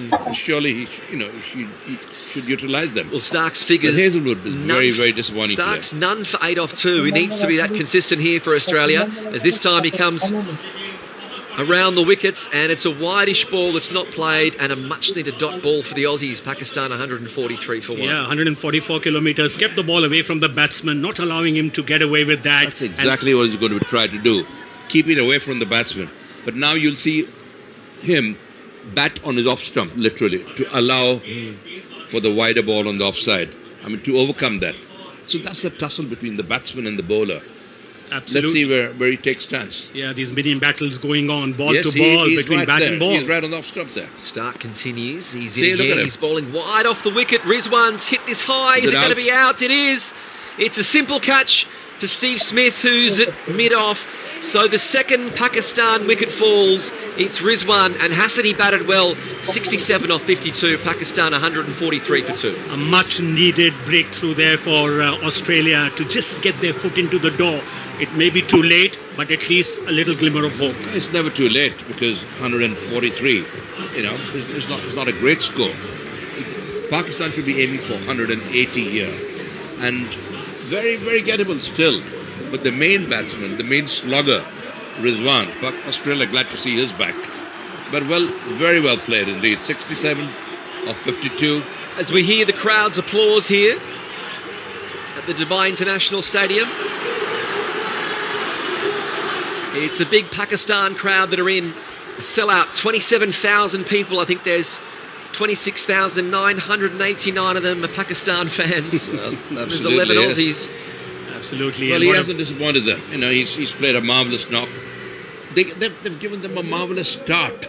Now it's up to the remaining 8 batsmen. And this man in now, Farooq, Asif Ali, yes, believe you me, he's a very, very good, clean striker of the ball. He's shown that in an earlier game, and he can be devastating. Well, Stark's brought the breakthrough for his captain. His figures are now 1 for 8 off 2.2 overs. That's pretty good. He'll be facing Zaman, because they crossed during that, and it's left-handed Zaman, and he's gone high this time. Has he got enough on this one? Yes, he has. Well, that's gone up into the second tier. 80 metres down the ground, 85 metres. It's a maximum for Pakistan, and they're 149 for 2. What a shot. What a great shot. First ball he's faced. No, this was Fakhar Zaman, of course. He's well said. He's right in the crease there, looking for that shot. Timed it superbly. And he's hitting one of the fastest bowlers in the world, right over his head and onto ground for a huge 6. Absolutely brilliant, right from the middle of the bat. And this guy, Fakhar Zaman, is a tough cricketer. In fact, I was reading somewhere, we'll talk about it after this delivery. And next delivery. It'll be Stark again. He's coming over the wicket to Zaman, 32 off 21. He's gone again. And this time, he's split the fielders at mid-wicket and square leg, but they'll come around and they'll just keep it to 2 runs. So Pakistan bring up the 150, and Pakistan are 151 for 2. So telling this story, I was reading up, and Matthew Hayden, a lot of people were telling him, because Fakhar Zaman was not the original choice in the first 15. Right. He came in as a replacement for another player. Once they included him, because he has been out of form. Yeah. But Hayden said, look, I've seen him in the warm-up striking the ball very well, and he's going to come good, and I think today is the day. And his background is he's been in the Pakistan Navy. Really? The Navy He SEAL? served in the Pakistan Navy, Fakhar Zaman. So he's a battle-scarred guy, and he's showing it here today. Stark. Oh, this time. That's going to go for 4. Yes. Straight down the ground. It was clobbered by Zaman. Stark put the hand out. Even the umpire had to duck quickly. That came at such pace. And he's batting well. We've had 6, 2, 4. And Pakistan are 155 for 2. Another Yorker gone wrong. I mean, Yorker is the ball to bowl, is the order of the day. But there it is, with him standing right back in the crease. My word, both the bowler and the umpire take a defensive dive. Well, he had no option but to get to ground as quick as he could. We saw the umpire get into a yoga pose there, and he needs to wear a helmet. We've been talking about that. Those naval girls are... Stark is in. That's a wide ball. I think that'll be called a no ball over waist height. Wide. It's going to be called a wide. Well, nothing working here for the Aussies and everything for the Pakistanis. Well, they're panicking. The Australian bowlers are panicking. And that's It's the old saying, that he shows who the chokes quality, least wins. That shows the quality of the Pakistan batting. They're batting superb, and they're making the Australian bowlers make mistakes. So Stark went for 8 off his first 2 overs. He's already gone for 15 off this over. He has got a wicket as he comes in for the final ball of his 3rd over. And this one's, well, it's in the block hole finally. And they'll get 1, but there's no one inside the circle on the onside, so they'll come back for 2, and they've done that easy. Putting salt into the wounds of the Aussies at the end of the 18th over. Pakistan are 158 for 2. You're listening to a Channel 2 Group Global production. Absolutely, and I'll tell you, the way these two batsmen are playing and the way Fakhar Zaman has taken up the mantle after the 2 openers have departed, playing so well, this team is looking formidable right now. And just a few overs left. Is 158 for 2, and the kind of form which we have seen from Fakhar Zaman, 40 of 24. And if Asif Ali gets his act, believe you me, you can see this whole stadium erupting with some very, very big hits. Pakistan, all credit to them. They're playing superb cricket. They're putting the Australians under pressure. They put the Australians under pressure from ball 1, making the intentions very, very clear. And Australia dropped a lot of catches too. Let's not forget that this. That helped the Pakistani players, But Asif Ali, we've heard a lot about his striking abilities. He's got 12 balls to try and get as many as possible. Last time we saw him, he hit 4 consecutive 6s against New Zealand. So it's Cummins who's in. First ball of his 4th over. He's gone big, but it's going to be Long On who's coming in, and he takes it. One of the safest sets of hands in this Aussie side. Stephen Smith has put an end to Asif's innings. He's out actually first ball. That was the first one he faced. You know why? It was a change of pace. He took the pace off the ball. Very intelligent bowling. Whereas the batsman was really, not very intelligent batting. First delivery of facing. With 2 overs to go, he's got to have a go now. He's got to have a go. They've got to have a go at every ball now. It was sort of a fast off spinner from Pat Cummins. Didn't ever get under it. Steve Smith's a safe pair of hands, and Pakistan now 158 for 3. What are we going to see? Shoaib Malik now? Well, he's been in pretty good form as well. Shoaib Malik has the highest average as far as this tournament is concerned of 99. Well, it might be Mohammad Hafiz who was on the batting scorecard. The professor. The professor. Who could be coming out. We're waiting to see. Just who has made it's Shoaib Malik coming out. Shoaib Malik who's come out. What an experienced campaign. He's got a 50 in the last game in 18 balls. So he's the man in form at the moment. He's the son-in-law of Hyderabad, isn't he? He's an official son. Absolutely. So the fall of wickets so far, it was Babar Azam who made it 71 for 1. And then this long partnership with Mohammad Rizwan going for 67 or 52 for Pakistan to be 143 for 2. And the last wicket has fallen. They can't afford to have a dot ball now. Every ball has to be runs for Pakistan. Well, they don't want to end up from their great position, at 5 for 170. They're chasing how often 200. we've seen that happens. So I hope for Pakistan's sake it doesn't happen today. Cummins, second ball of his 4th over. It's pitched short. He didn't middle wide. that could be out. It could be out. And it's Stephen Smith who's put it down. Here I am saying he's the best fielder in the side. And it's all happening here. They've got to. That's pressure. More importantly, They've got a run instead of a dot ball. Pakistan got away with it, 159 for 3. He should have swallowed that. He didn't judge it. He didn't look confident enough at all. He was in the wrong position to take it. Yeah. No, he put himself in a wrong position. Yeah. It was an easy catch, straightforward His catch. eyes went off the ball for a short while. You keep your best fielder there, long on and long off. And he is a very safe fielder, but... So Farooq, are these chances is what Australia are going to rue later on when they come out to bat? They could well do that. They've certainly rued so far, because dropping Babar Azam and Rizwan earlier on. 4 catches so far the Aussies have put down. And that's not like the Australians, is it? Cummins will be thinking he should be on a hat-trick. He's facing Malik. Malik's facing him rather. He plays it through with a cut shot on the offside, and they'll just get a single, so that brings the 160 up for the loss of 3 wickets for Pakistan. Yeah, slow one again, slow one. There it is. But Steve Smith should have really swallowed that catch, I mean... He only had to run in another 10 or yards so from the first catch. And the momentum then suddenly would have swayed back Australia's way. Can you imagine the spectators saying, Kya yaar? Wicket phek diya yaar? Abhi to wicket phek dene ka hi time hai na? And with 7 wickets in hand and 9 balls to go. Wicket, single and single off this Pat Cummins over so far. It's a short, good ball, change of pace. Slower bouncer. Rookie's favourite. Slow bouncer, yeah. Cummins has been expensive as well, given 30 runs. This is his 4th over, and this slower one, yes, a bit of a comeback from him. He's picked up a wicket, so far a good over. Every dot ball is precious. It's like gold. Pressure and precious. So we've got 8 legal deliveries to come. Pakistan 160 for 3. The run rate 8.5 and over. It's the man who's set Zaman 41 off 26 on strike. Cummins in. 2 balls left in this over. It's short and it's slightly wide. He's looking at the umpire, and I think Cummins has got away with that one. That's a dot ball. Yes, indeed. He's mixing it up.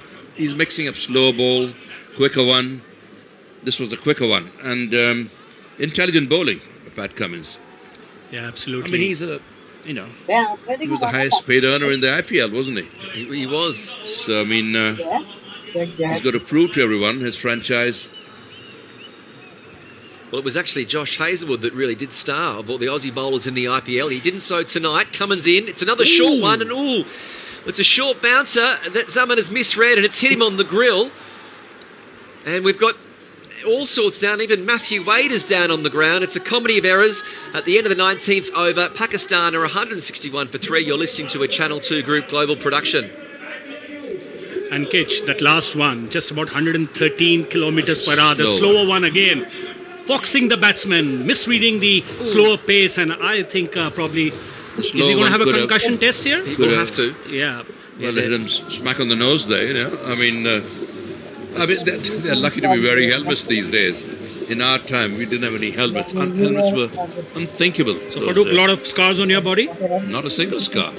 Wow. Was that because of sheer technique? I never got hit on the head. If I had I wouldn't be here. But the technique was quite often then to get inside, to get outside Absolutely the line of right. the ball. No. You took the ball straight on. Right. And at the time of impact, you just ducked. Okay. You just took it. So I used to hook them off the front foot. That was my strong point. Yeah. I hooked them towards mid-wicket region. Oh, so Viv Richards stole from you. That's what happened. No. If you're quick on your feet, that's the way to hook bouncers. Well, these modern day cricketers can learn 6 balls to go. Thing or two from and Farooq. Mitchell Stark. What's he going to do? How many slow ones is he going to bowl? How many Yorkers is he going to bowl? How many outside the off stump? Stark in. It's 1. Short. I think that was the slower bouncer again, and they just get the single. So they're 162 for 3, and I reckon they're probably about 10 or 15 runs short of where they should be at this stage. Indeed. Pakistan. They should have capitalised on the thing. So I think a bit of a comeback there from Australia. We don't know what's going to happen in the next 5 deliveries, but so far they have just held their ground, and they've kept the Pakistani batsmen a bit quiet, because we were talking about 180, 190 at one point of time. Yeah. Well, there are still 5 deliveries that could be very big. I don't think they'll reach that. But so Australia's done well from that point of view. 172, 173. Well, still a fighting score. But they've lost the momentum. They have lost the momentum, and I think for that credit has to be given to the Australian anything bowlers. can happen. There are 5 balls left. Well, Finch has been coming over to Stark to have a bit of a chat. They're just slowing the pace down here. They know there's a lot of energy. All the crowd in here at Dubai are supporting Pakistan. Second ball of the over. Stark's wide on the crease. he's He's bowled bowled it. him! Well, at that pace, to hit across the line. He's been coming around the wicket, Mitchell Stark. Yeah. He was very wide on the crease, and Malik's taken a wild swing, which he needed to at this stage, but it's Well, just taken the top of middle stump, and they're 162 for 4. Well, these are 2 or 3 dot balls there, which is very much in Australia's favour. Excellent bowling there. Quick. That was sheer pace. Good line and length, he was beaten well for pace. directed. Yeah, absolutely. He played all over He it. knows the batsman's aiming towards mid-wicket. He knows the batsman's going to play a hoik, so to say, a baseball shot. And It's a true wicket, that so can't. Pakistan, well, they had hopes of 190. They'll now be pushing to try and get 170. 70, absolutely. But Australia retrieving some ground here in the last couple of overs, and which is good for the Australian fans. these 4 balls are going to be so crucial. Your man Hafiz, you mentioned Hafiz, The didn't you? professor. Professor Hafiz, how old is he? Why did they call him 41? Professor? 39? We'll bring up It's his almost around statistics. 40. Really? Well, you don't think he'll be taking many quick singles then, would you? No, but he, for his age, very he fit. strikes very well, Yes, strikes indeed. the ball very well. He's very agile. Yeah. I think players today, Farooq, work so much on their physical fitness, the regimes they go through, the drills they go through. The demands of the game have changed from the time. They're a lot fitter than what we were, I think. I must admit. But we didn't get hit on the head as often Sheer as technique. these guys. No. With the helmets, you tend to get careless. If I miss it, it's going to hit on my helmet. I'm probably going to get 4 leg buys. You think that way. That's a good point you make. In our time, if you got a hit on the head, it was game, set and match. Your career was finished off. So it's Stark after the wicket. He's coming in. This is the third ball of the final over. It's short, and he gets some gloves on at Hafiz. 1. Fine leg is going to be coming around, and they just get the single. So Pakistan 163 for 4. I've got the answer to your question, rookie. Pakistan all-rounder Mohammad Hafiz has revealed he's called the Professor. It's not that exciting due to his inquisitive nature and understanding of cricket. Wow. I wish I had a better answer for you than that. Now you know what has happened. This single has brought Fakhar Zaman at the wicket. Now he's on strike with 3 balls to go. He's the man in form. Absolutely. So Australia made a mistake by giving him a single. 42 of 29. Indeed. So far has hit 3 4s and 2 6s. This is going to be a very interesting ball. 3 balls left. Stark in. It's in the slot. Great shot. That's a tremendous hit. The Aussie fielders just have to stand and watch. And it's hit the second tier and bounced back into the field. There's a maximum. Pakistan 169 for 4. Absolutely. Tremendous shot that. A quick delivery from Mitchell Stark. He was ready. He was just waiting for it. And I think he'd be a terrific golfer. The way he played that shot. I think it came at 144 and went at 254. That was 350 yards all the way. Beautiful shots. I wish I could hit a 7-iron 90 metres, and he's done it with a cricket bat. 2 balls left. Mitchell Stark, he's 2 for 31. Pakistan, Short of 169 for 4.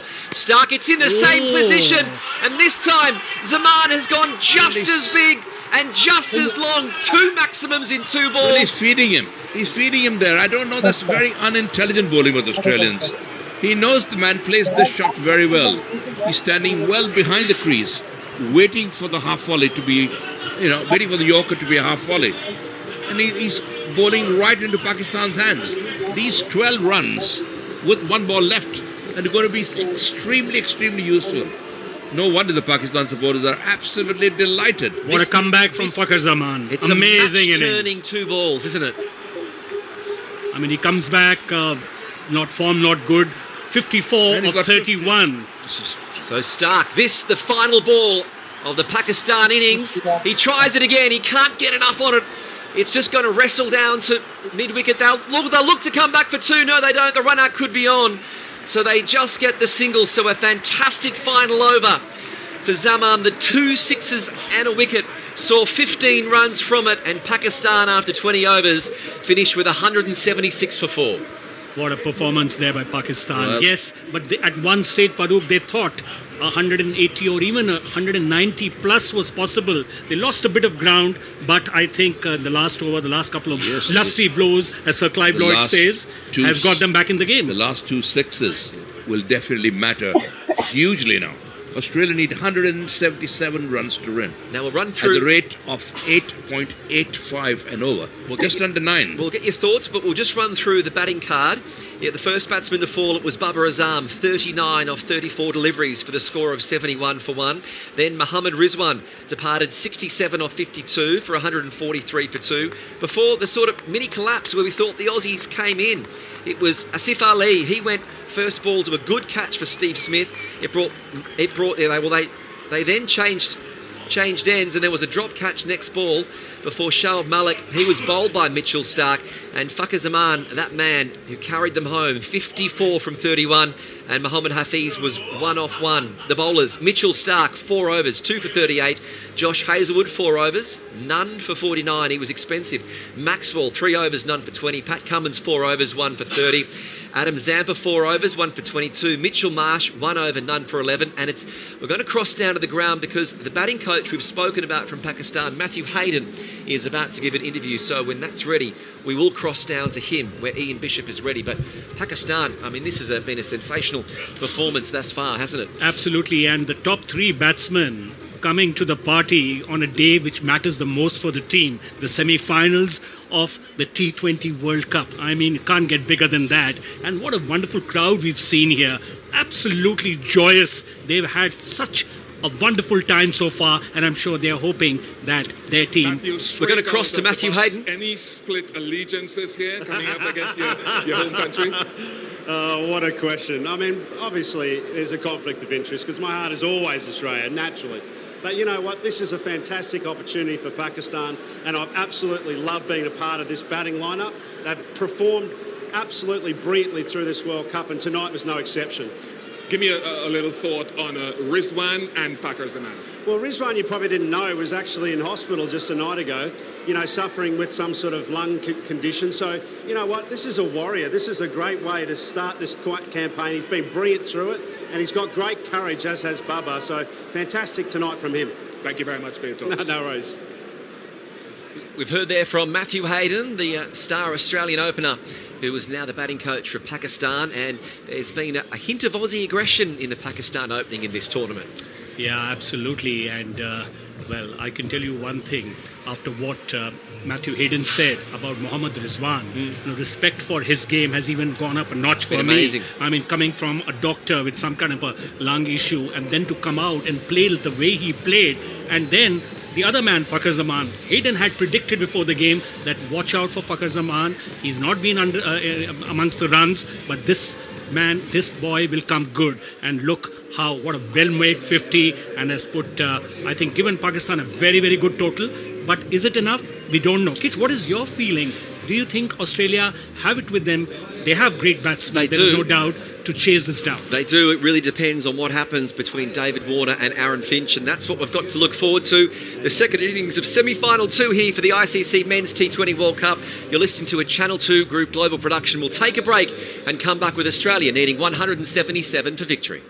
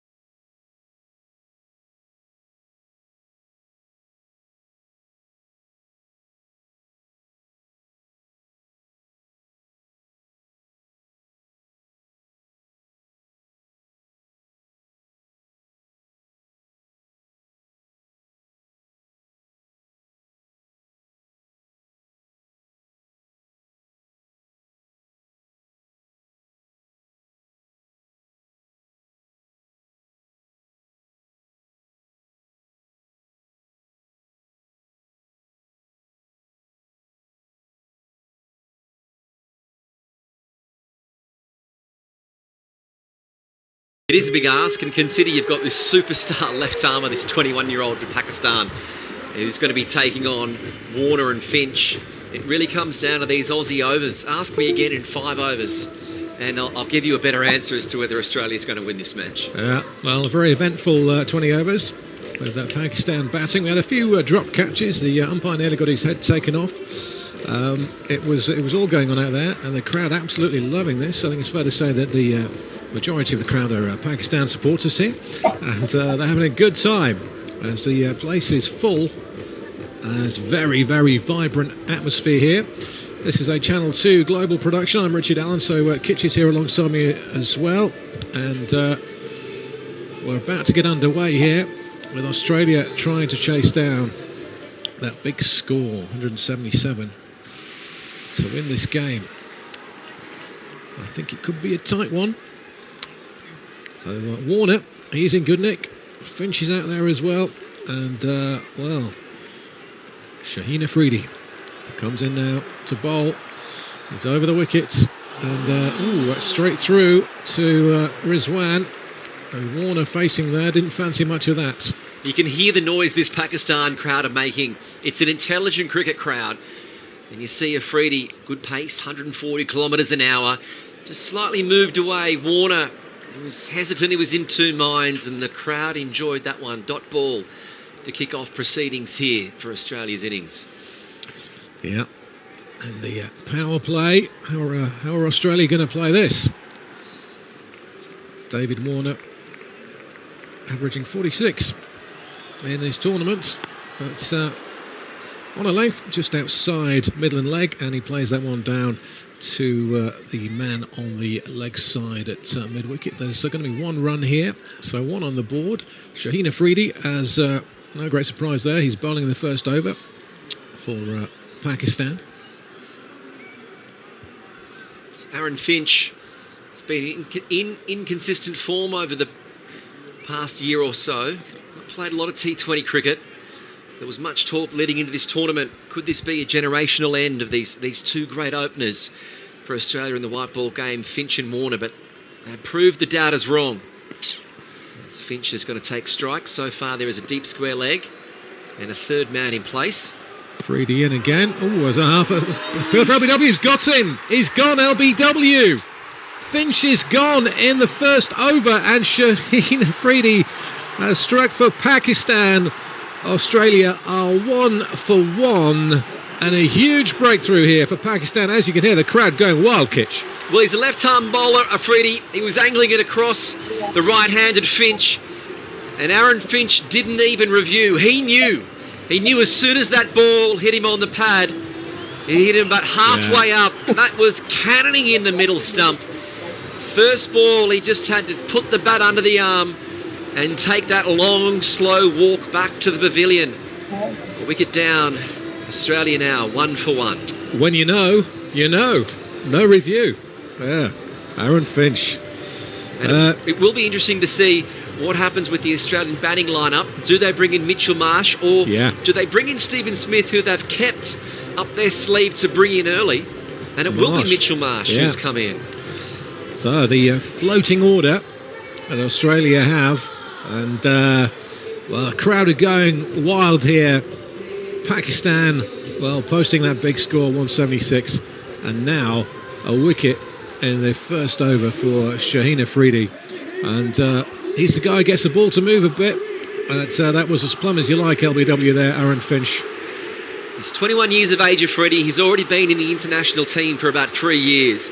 We saw him here on this ground tear India apart in front of a huge Indian crowd, and he's already got off to the same start. But Mitchell Marsh was the star of Australia in the tournaments pre this World Cup. Without Warner and Smith, he took the number 3 role. He made it his own, and here he is. He's got to play a big innings if Australia are going to make it through to the final on Sunday against New Zealand. Afridi in again. Oh, it's full. It's that LBW again. Oh, a big appeal from Afridi. It hit him on the toes. He was right in front, and they're going to review this Pakistan. The umpire says no. Well, there was almost a run-out. Mitchell Marsh was so caught up in the moment, he was struggling to get back in his crease. The entire Pakistan team were up They wanted this LBW, and Bubba didn't have to even think twice before signalling for a review. This is a crucial moment here in this game as Australia already 1 wicket down. It's 1 for 1. As we listen into the third umpire.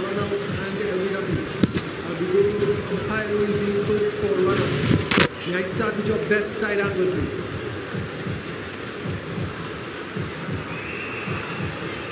So the side angle will be first up.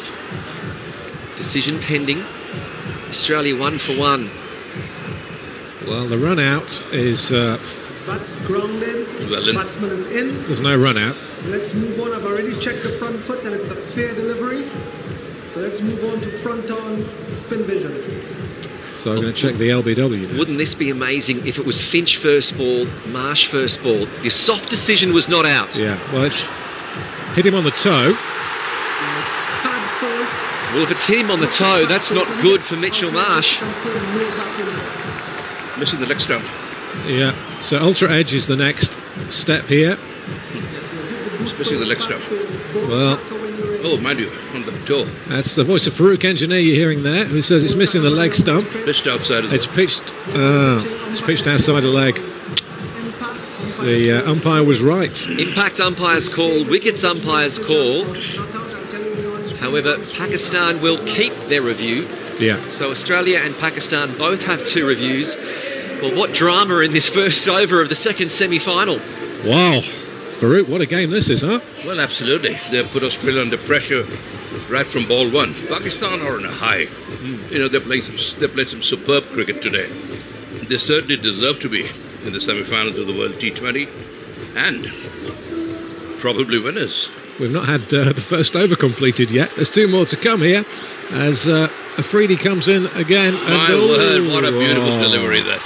That went straight through Marsh, and Rizwan collects. Well, there's a crowd of 27,000 people here at the Dubai International Stadium, and they're on their feet as if this was a football game. They are cheering for everything here at the moment, and it's lifting this Pakistani side. You can feel the energy on the field. Well, I'm not surprised. Yeah, Great bowling. Look at the movement Great bowling. Shaved off stump. Yeah. And shaved the bat as well. So, I mean, it could have been out caught behind or played on or bowled. Tremendous over. You wouldn't want to face Shaheen Afridi in this over, would you? He's going to give anybody a headache. Poor old David Warner's been up the other end watching all the drama unfold. Well, we've got a dot ball here on a length outside off stump, and Marsh plays it off the back foot back to the bowler. At the end of the first over, Australia are 1 for 1. You're listening to a Channel 2 global production. And what an eventful over that too. You know, I mean, he's known for his lethal first overs against India. Yeah. He caused a lot of damage, and there he's again. But they'd be feeling this is their home. This is where they've played their international cricket for 10, 15 years. They're coming out in front of a huge sea of green. Yeah, everywhere you look, there's... Babar Azam did say at the start they're playing in the backyard. Yeah. You know, because a lot of teams have refused to go to Pakistan for one reason or the other. And in a way, it's proved an advantage because they've got used to playing in the UAE, in Dubai especially. And what a magnificent place it is. Magnificent pitch, magnificent ground. And the few Aussie supporters are looking very shaky. Very anxious. They're very anxious indeed. Well, Imad Wasim's going to come on for over number 2 here. But all is not lost yet. New Zealand were in a precarious position last night, you may recall. Yeah, the spinner's on. So Warner, a lot of pressure falling on him. Yeah, what can he do? Imad. Well, he's around the wicket, and that's just down there. Very cleanly hit by David Warner, but straight to the man at point for no run. So Warner's just 1 from 3. So we've got a deep mid-wicket and a deep third man, which has sort of been consistent with the way Babar Azam has had his fielder when there's been It's the deep long on, that's the danger man. A spinner. Yeah. It's a deep long on, I'm sorry. So Warner is facing this time, plays that one off his leg stump and just down there to square leg. They'll pick up a comfortable single this time. Score moves on to 2 for 1. Win predictors fancying Pakistan. 72%. Good captaincy with Babar Azam, putting him out on with those trail when the Aussies were expecting a quick bowler. Look at that ball, shaving the off stump from Afridi. 175 runs from 112 balls is the equation for the Aussies. As there's some last-minute field changes here. Needs a couple of big innings. Mitchell Marsh, the right-hander, now on strike, which is why they've changed the field around. So Imad comes in again. This time it's back to the bowler as it pitches off middle and leg. And off the front foot this time, but straight back to the bowler. There's another dot ball here. And it's an intelligent cricket crowd. You can hear the dot ball. They're cheering. They're knowing. They're willing Pakistan they're cheering for Pakistan because the Pakistan supporters. Yeah. Oh, that's slightly looser this time. They just get a quick single, though, as it's punched down towards point. And that was on middle and off there. Played off the back foot. So another one here. Australia 3 for 1. And it's going to be Warner on strike. Well, Mitchell Marsh has done well to force his way back into this Australian side after being dropped for Ashton Agar at one point. And it's going to see David Warner. How long before he... well, he's already gone the reverse sweep. I was about to say how many balls before he takes a risk. Well, he's done it there, and they'll just get the single, so the Aussies move to 4 for 1. Yeah. The last thing David Warner wants to do is play a reverse sweep, because he has got a natural advantage. The ball is coming into him with the left armour. So, I mean, all he should be doing is hitting it with the spin in his direction, in his favour. And so that he's trying to play the reverse sweep. I don't know. Nice tight over. Not a very good idea. From Imad Wasim. Here's the last ball of it. As Marsh is facing, he'll get 4 runs. 1. Where's that going? I think it might hold up there, just Rookie. for 2. Very well fielded. Yeah, sort of down to the long leg area. They'll pick up a couple off the end of the over. So over number 2, Australia are 6 for 1. You're listening to a Channel 2 global production. So nice and tight that from Imad. And Pakistan, the fielding has improved tremendously from the last time I saw Pakistan play. They were all over the place. Now the fielding is really looking sharp. They're looking much fitter. And I'm sure the foreign influence of people like Matthew Hayden and all that, and his staff and his training staff must be, getting them through the drill. No, it looks like a different Pakistan side. They've showcased a lot of discipline, Well, with self-discipline. Pakistan, you never know which team turns up, you see. And now this year, in this competition, all the games, they've been superb. They've been absolutely, they've shown that they're the finest team in the competition so far. And Shaheen Afridi's taken the right-handed batsman, 7 wickets. Left-handed batsman, no wickets in this tournament so far. He likes the righties. It's Warner, though, facing this time, and that's a dot ball to start this over. It was just on a late outside off stump, and he finds the cover fielder. There's no run. 6 for 1. Well, the crowd are loving this, aren't they? 171 required off 107 balls for the Aussies to get a place in the final against the Kiwis on Sunday. It's possible. We've got a great match here at the Dubai International Stadium, and we're seeing a fast, young, quick come in. Afridi again. It's in the block hole, but Warner's able to scoop it out, and it goes to mid-on. They just get the single, and the Aussies move to 7 for 1. 142 Warner needs to play an innings of his life, really. Yeah. He's dropped that catch early in the innings, which was quite expensive. From David Warner, yeah. Yes, indeed. So he has to make up, scoring some runs quickly. How many drop catches altogether in that innings? 4. 4. Wow. That wicket-keeper one, I would count that as a drop catch. Yeah. Because he should have moved with the ball. Off Zampa, and there was Steve Smith who dropped one. Yeah, that was quite late on, but that was an easy one. But the crucial ones were the one that were missed by Adam Zampa and David Warner. Now, we're just seeing the umpire. I think the umpire upstairs has had a look and has called the last ball from Afridi a no ball. Yeah, has he called it a no ball? It's a free hit. Yeah, we got a free hit, and it's going to be Mitch Marsh who's going to have the chance to wallop this one out of the ground. And I think Australia definitely need a big one here. Given the field, it's a third man and a deep square leg. You think he's going to go Well, he's definitely going to go aerial, that's for sure. Mid-wicket. Oh, swing and a miss. What Italian bowling, slow one. Oh, yeah. And it's a dot ball. Slow one It's a outside waste. off stump. Oh, Very clever ball. Waste there from Mitchell Marsh. That was Yeah. slow and it was wide and it was there to be hit, but Afridi, So no ball didn't really cost them much. no. he's got away with it. A sinful waste. Yeah. Not getting bats on ball there. Australia 8 for 1. And they are chasing down 177 here. It was 3 for 31, Afridi, when he bowled against India. He's trying to replicate that. that's That's nice. a great shot from Plenty of Mitchell ball. Marsh. Straight through the covers. He split cover and mid-off perfectly to bring up a boundary, and the Aussies are 12 for 1. Oh, nice in the slot there. Didn't really need to move much at all. Just connected with that, and off it flew through the covers. Yeah. Well, but they're way behind the run rate at the moment. It's early days. Early days. They've got still 17 overs to go. Yeah. Well, we pretty much wrote New Zealand off at one point last night. So, Yes, absolutely. run You just rate. need. This is what in T20 cricket. You just need one or two good partnerships. yeah. One or two big overs. And that can. Yeah. Yeah, Yeah. absolutely. Yeah. Well, Freddie in again. That's a streaky, actually dot ball in the end. Yeah, you didn't have a clue. But Comes off the inside edge, goes down to the fine leg fielder. And we've got another dot ball here. But you could sense the anxiety there, the pressure. That Mitchell Marsh was unsure. Do we go for a single? Warner was backing up a long way in case it did miss the fielder at fine leg. It should have been a single. The non-striker should be backing up. Yeah. And I think the batsman committed the biggest folly that all batsmen do, most batsmen do. Turn round and look at the fielder. He should have, instead of listening to the non-striker's call, should have been an easy single there.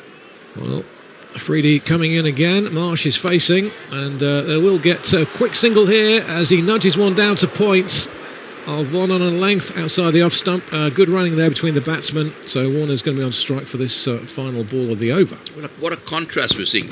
Pakistan were hitting 4s and 6s only a few minutes ago, Yeah. 20 minutes ago. And Australia, they're here struggling for singles. So Pakistan are definitely on a high. They played this game superbly. They played very well. They played superbly in all this, throughout this competition. And all credit to them. So the Aussies, Warner's 4 off 7, Marsh 8 off 10. 1 ball to come from this second over of Afridi. He's currently got figures of 1 for 8. Come on, Australia. Warner facing. Oh, it's in the block hole. And What a that's, great delivery there. It's back towards the bowler. It's picked up and backed up. There's no run to end the over. So 3 overs in. Australia are 13 for 1. You're listening to a Channel 2 global production. Phenomenal bowling by Afridi. 2 overs, 1 for 8. Yeah, well, power play. Australia need to find something, but, the ball's got to be there to hit, and they've bowled well, haven't they? No, Freddie's he's been the star fast bowler, I think, of this tournament. Yeah. Oh, yes. 21 years of age, you can only think of the bowler he's going to be for Pakistan in the years True to to come. go any taller. Need to, but The it's rest of the Pakistani players look like dwarfs compared to him. it's a glum-looking Aaron Finch we're seeing up on the big screen here in Dubai. I can see him as a potential film star, actually. No? Oh, Afridi. Yeah? Well, you know what? If you can get Pakistan over the line in this tournament and Sunday, he can do whatever he wants. Absolutely. Ibad Wasim again, bowling to Marsh this time, and that's gone for a little streaky single down there to mid-off. Nearly an overthrow, but they'll settle for 1 here. This is nervous. This is nervous batting for Australia. Yeah, The ball was outside the leg stump. There to be hit. See? And he plays it on the offside. Yeah. Mitchell Marsh hasn't been in too many of these pressure situations to this come in ball at number 3.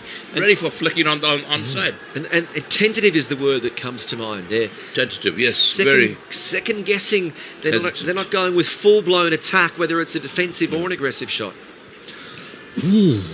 I'm nervous for Australia here. Ahmad Wasim to David Warner, who's on 4. He's gone big this time, and that is going to be Very good 6 big runs. Didn't really need to move for that one. Sell up for him. Short of a length. And Warner's cooking on gas now. He's on 10 from 9. And I'm not even sure he hit that cleanly. No. The boundaries are small, around about 65, 70 metres through mid-wicket. It wasn't a very bad ball, really. It wasn't a very short ball. He picked it up. He picked up the length very quickly, and he was ready for it. Like he, predetermined shot almost. Yeah. It was a big one. It was on the second tier, 88 metres. Good one for David Warner. And when the field's up, you can take that risk and take on the field, and he's got a maximum. Well, that's what they needed, and they need a bit more of that. So, Imad Wasim is the bowler here. It's his second over. They'll be looking to keep the run rate under 10 and over at this stage, Australia, before a late hit. And this time he's cut him, and that's gone through the covers, and that's going to beat the field, and we've got 4 more runs Two here. great shots there. Two great shots for David Warner. Made himself some room for that shot. Well, David Warner is playing himself in form. There were big question marks leading into this tournament.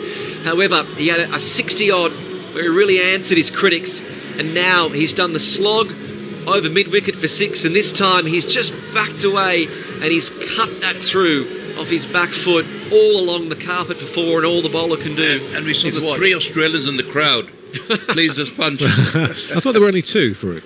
Well, they made a lot of noise. Yeah. 3 yellow shells popped out all of a sudden. They did, yeah. There's a So few cries. target 177, Australia 24 for 1. Got ahead of didgeridoo.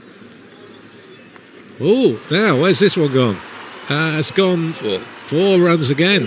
This one, it's down to deep fine leg, and we've got another 4 here. So all of a sudden, 15 off this over. Still 2 more balls to come. How quickly this game can change. They know they're playing Australia. They're not to be taken lightly, and that's why they're in the semi-finals here. Well, A lot of people had written Australia off, but the way they've bounced back, you can never write a team like Australia off. The fighters, and they're great players. He's going to get a single this time. It's down to deep mid-wicket, and just 1 more. So the spin experiment hasn't worked for Babar Azam here. Mm-hmm. We've got 16 off this over, and there's still 1 to come. David Warner moves to 19 off 12 deliveries. Long way to go. The equation, 148 runs needed off 97 balls for the Aussies. Oh, it's nicely balanced, this game, though, isn't it? Very, very gettable, that is. Very gettable. Marsh is facing Wasim again. He's around the wicket, and that's going to be 1. Are they going to run for 2? No, they're going to stick with 1 there. They're very hesitant, Australia.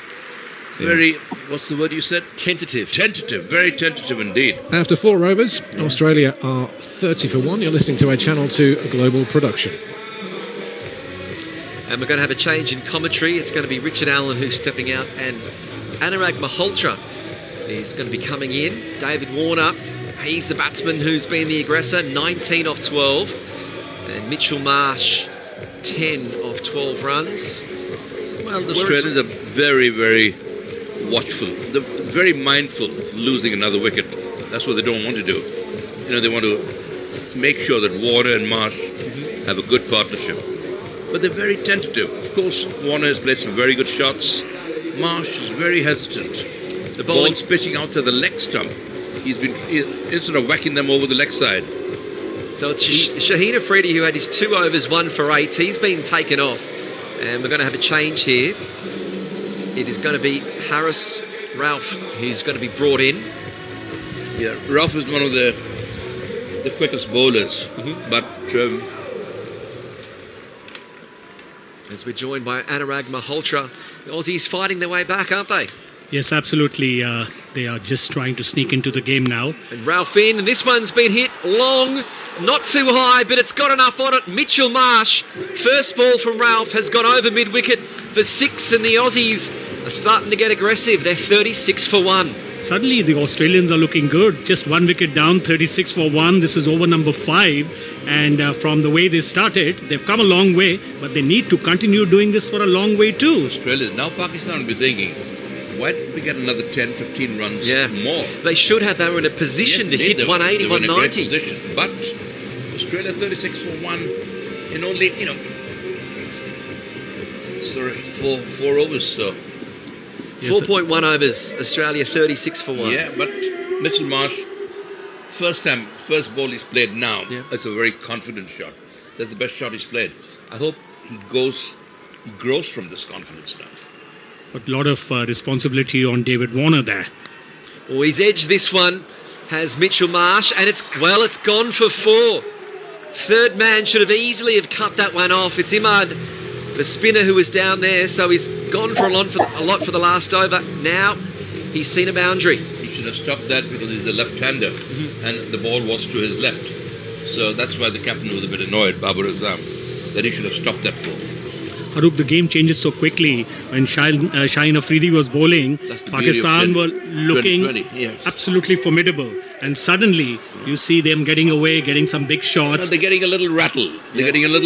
But long way to go. Absolutely. Dilli dur hai bolte hai na. Dilli durast. 137 runs from 94 balls. Marsh is on strike, and he drives this one. He doesn't get it past the fielder at cover. So they'll get a single. So the first ball not to be a boundary this over. The Aussies 41 for 1. Yeah, this is over number 5, and Australia now fighting back 41 for 1. Rauf Haris is in action here. But suddenly, as I was mentioning, when Shaheen Afridi was bowling, it looked like a different ball game. But with the other bowlers coming in now, the Australian batsmen taking advantage. Huge difference between Shaheen Afridi and Haris Rauf. I think Shaheen Afridi is a class act. Absolutely, no doubt about that. Left arm from a height, he bowls lethal Yorkers, in-swinging Yorkers. As this time it's David Warner who just hits that through to mid-wicket, and they scamper through for a single. So the Aussies 41 for 1 now need 42 for 1 rather. Now need 135 runs from 92 balls. Rauf also bending his back. The last delivery 149 kilometers an hour. Right. But of course you can make out the difference between the class of Haris Rauf and Shaheen Shah Afridi. While bowling fast, they're poles apart. And good for Australia because they have their opportunity to up their run rate now.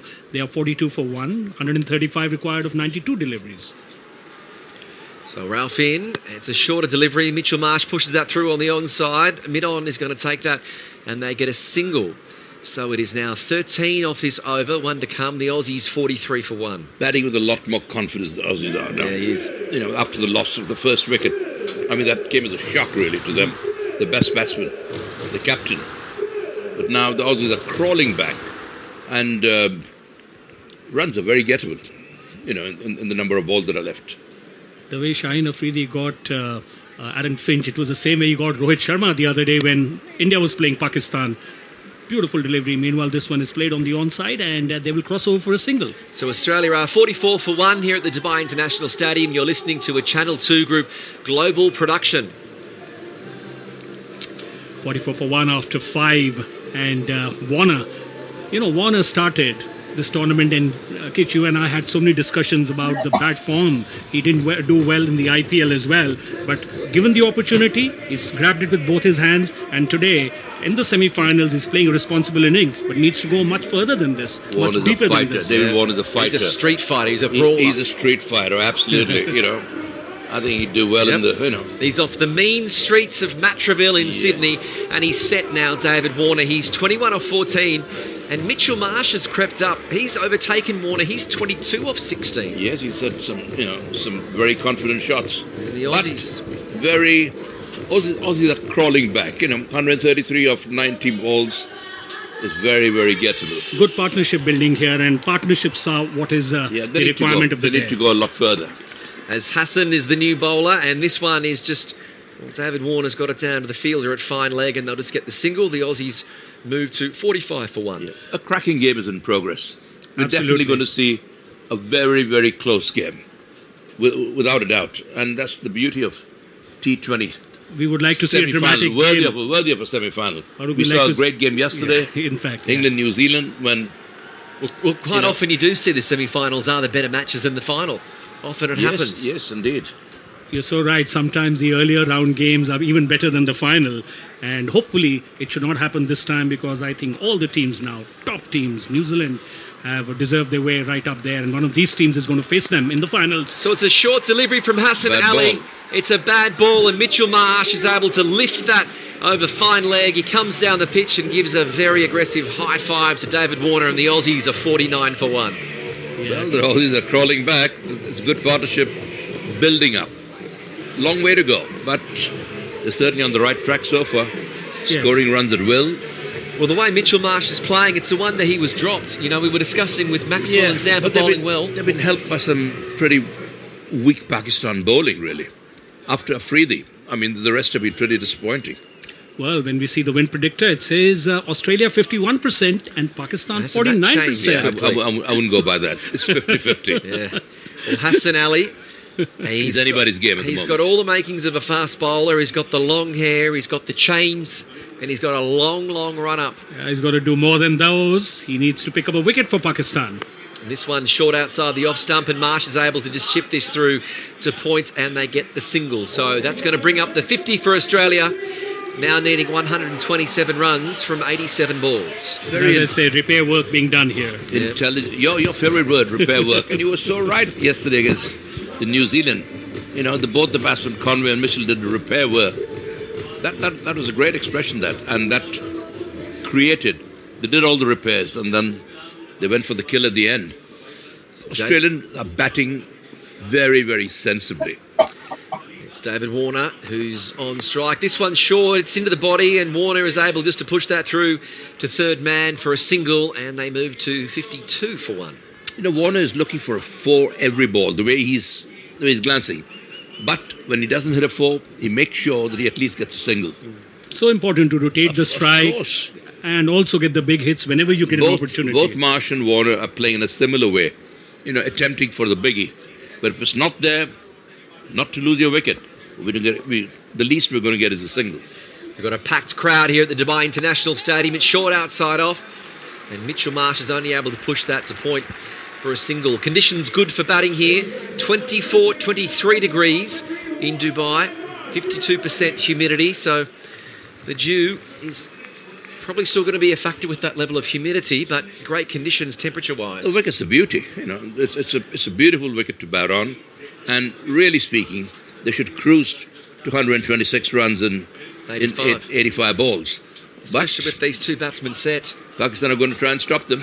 Hassan is in, and this one, it's a fullish ball, and Marsh is able to push that through to mid-on for a single, so it's going to be 8 runs off that over. It was a 4 and 4 singles. Australia 52 for 1 after 6 overs. You're listening to a Channel 2 global production. Yeah, and first over by Hassan Ali. I think in the context of the game, a good over, just given 8 runs, didn't let the batsman get away. And Warner looking very good now, 23 of 16. Marsh has got 28 of 20. 125 required from 84 deliveries. Looks a very, very arduous task here, but this game changes very quickly, as we have seen in the earlier games, including the game yesterday. And Steve Smith fidgeting away there, as he does when he's at the crease. He's fidgeting even off the field. Interestingly, we've crossed the point of the power play, which means the next batsman in will be Glenn Maxwell and not Stephen Smith, who doesn't like to face the new ball, Glenn Maxwell. So it could be another dangerous batsman should there be a fall of the wicket. Well, Maxwell has been promoted, and he's justified his promotion time and again. Yeah, especially against spin. You know, he's pretty good against spin. And talking about fidgety players, you were speaking about Stephen Smith. What about our own Chris Srikanth? Yeah, he used to blink. He used to blink, and those mannerisms when he would come to bat, rotate the bat and move around his shoulders. Blink. Sometimes used to feel that is he really watching the ball or not? What a cracking player! What an attractive stroke player. So Shadab has been brought in to bring some spin. The first one's a dot ball as Mitchell Marsh pushes that through to point the Aussies 52 for 1. I think Marsh was ready to tee off there, but the ball wasn't quite there, so he just tried to play a cover drive. Yes, so we see introduction of spin again, and this one, That's is out. It a top edge? Is there a fielder who's going to get underneath it? Yes. He's out. And that's the end of Mitchell Marsh. I knew he was going to tee off. So Mitchell Marsh, he's tried to get down on the knee and hit that over mid-wicket. Instead, he's skied it for a very, very easy catch, and the Aussies have lost their second batsman, the set batsman of Mitchell Marsh, 28 of 22. The Aussies are 52 for 2. Well, Pakistan fighting back indeed. I mean, I knew from the first ball he faced that he's going to tee off. And there he is, Babar Azam had placed a fielder there. And I'm not sure they needed to at this point. Sorry? I'm not sure they needed to at this point. Well, they've got to get runs. They've got to get quick runs. And when they see a bowler that is not a regular bowler, in the main sort of group. They're trying to, they're going to try and play shots. I don't blame Mark there. He didn't throw his wicket away. He tried to get runs for his team, which they need to do because they've only got 14 overs left. So and the fidgety man is coming to the crease now. So interestingly, Glenn Maxwell is remaining in the sheds, and they've sent out Steve Smith, who, well, he's not known for his big hitting. He's been successful, but only really scoring at a run a ball. So you'd be thinking that it's going to be Steve Smith who will anchor down. They don't need big hitters at the moment. I mean, if a guy comes off and hits sixes, well and good. But, you don't come off all the time. So they're keeping Maxwell in the back. I think it's a good move. You don't want to take risks. You don't want to lose more wickets immediately. And what Stephen Smith will do, he'll rotate the strike. He will not go for those big shots. Allow Warner, who's already seen, who's been there for a while, to take the risks and play good shots. What they're planning to do is for Steve Smith to give as much strike to David Warner. Absolutely. To keep the batting rotating, the singles and all that. Yes. So Shadab is in facing Warner, who this time just chips it through on the onside, and they'll get a single. The Aussies 53 for 2. A reminder, you're listening to Lachlan Kitchen, Anurag Malhotra and Farouk Engineer on special comments as we are live from this semi-final 2 from the Dubai International Stadium. I mean, Steve Smith, the perfect batsman to come in right now, because losing more wickets means it's going to be very, very difficult. They need a good partnership. He'll rotate the strike, and he will get... They should play about 4 or 5 overs together and see how the game goes from there. You're right, but we'll soon find out. So, Shadab. This is an exciting game. What a first over. Certainly is. Wicket, single. He's now going to be facing Stephen Smith. He's going to be facing his first ball. There's no one really back at third man or fine leg. The fielder's straight, and that's why he's tried the dill scoop, because he knew there was no one. What the hell was he doing the first ball? But that's why you bring out Glenn Maxwell at this point to play these shots. You bring out Stephen Smith to push the ball around. Very unsmith-like to play that shot. First ball. So Shadab into Stephen Smith, and this, well, he's got a top edge. Luckily 4. But there's no slip and there's no third man, and he'll get lucky. That'll run away for 4. So he gets off the mark with a boundary, and the Aussies are 57 for 2. They will take it any which they come, and it's a good shot, good blow there. First delivery, trying to play that fancy scoop there, and as Farouk rightly said, I mean, where's the need? You just come in. As one of the best batsmen in the world at one time, So, I mean, the stage is all set for him. And so this time it's Smith who's... Well, he tries to push that through point. That's a very, very good bit of fielding for the dot ball. So that's the end of Shadab's first over, 1 for 5. After 7, the Aussies are 57 for 2. You're listening to a Channel 2 global production. Yes, absolutely. The Aussies doing well here. They have lost 2 wickets, and very important, this partnership. And Steve Smith is the right kind of a guy you want to have in the middle. So experienced, has played so much of cricket, and now it will be between him and Warner, how they can take this score forward, because they cannot just start hitting and trying to get those 120. But at some point of time, they will need to accelerate. They will have to choose the right time, depending on the situation. Babar Azam he's really used his bowlers so far. Yeah, he's rotating them. This is his 6th bowler. Changing.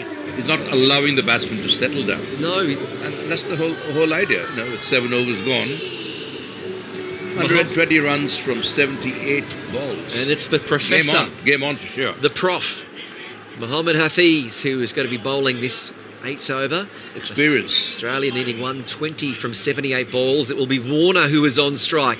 He's 24 off 17. And, well, it's an attempted bouncer. What a shot from David Warner. It bounced twice. He's come down the wicket and smashed it over mid-wicket. That must be easily the worst ball in this competition. Absolutely. It bounced 4 times, didn't it? Well, we're seeing this as a no ball. And it's a free hit. This is atrocious. Absolutely. Look at that delivery. Where was it pitched? Where it went? And look how Warner followed it and made the best out of that. He would have bowled that ball underarm better, I think, and he rolled it onto the ground. That looked like I was playing cricket at Grandma's on Boxing Day, and Grandma would had a bowl delivery. And over and above that, for it to be a no ball. My grandma, if she was alive, she would have bowled a better ball. The free hit from Hafiz. Warner's gone. It's going to be just the single. No. 2. And they're going to get back for a second. Yes, they will. So the misfield. So Could that be a turning point in this match? Warner moves to 32 off 19 and Australia is 66 for 2.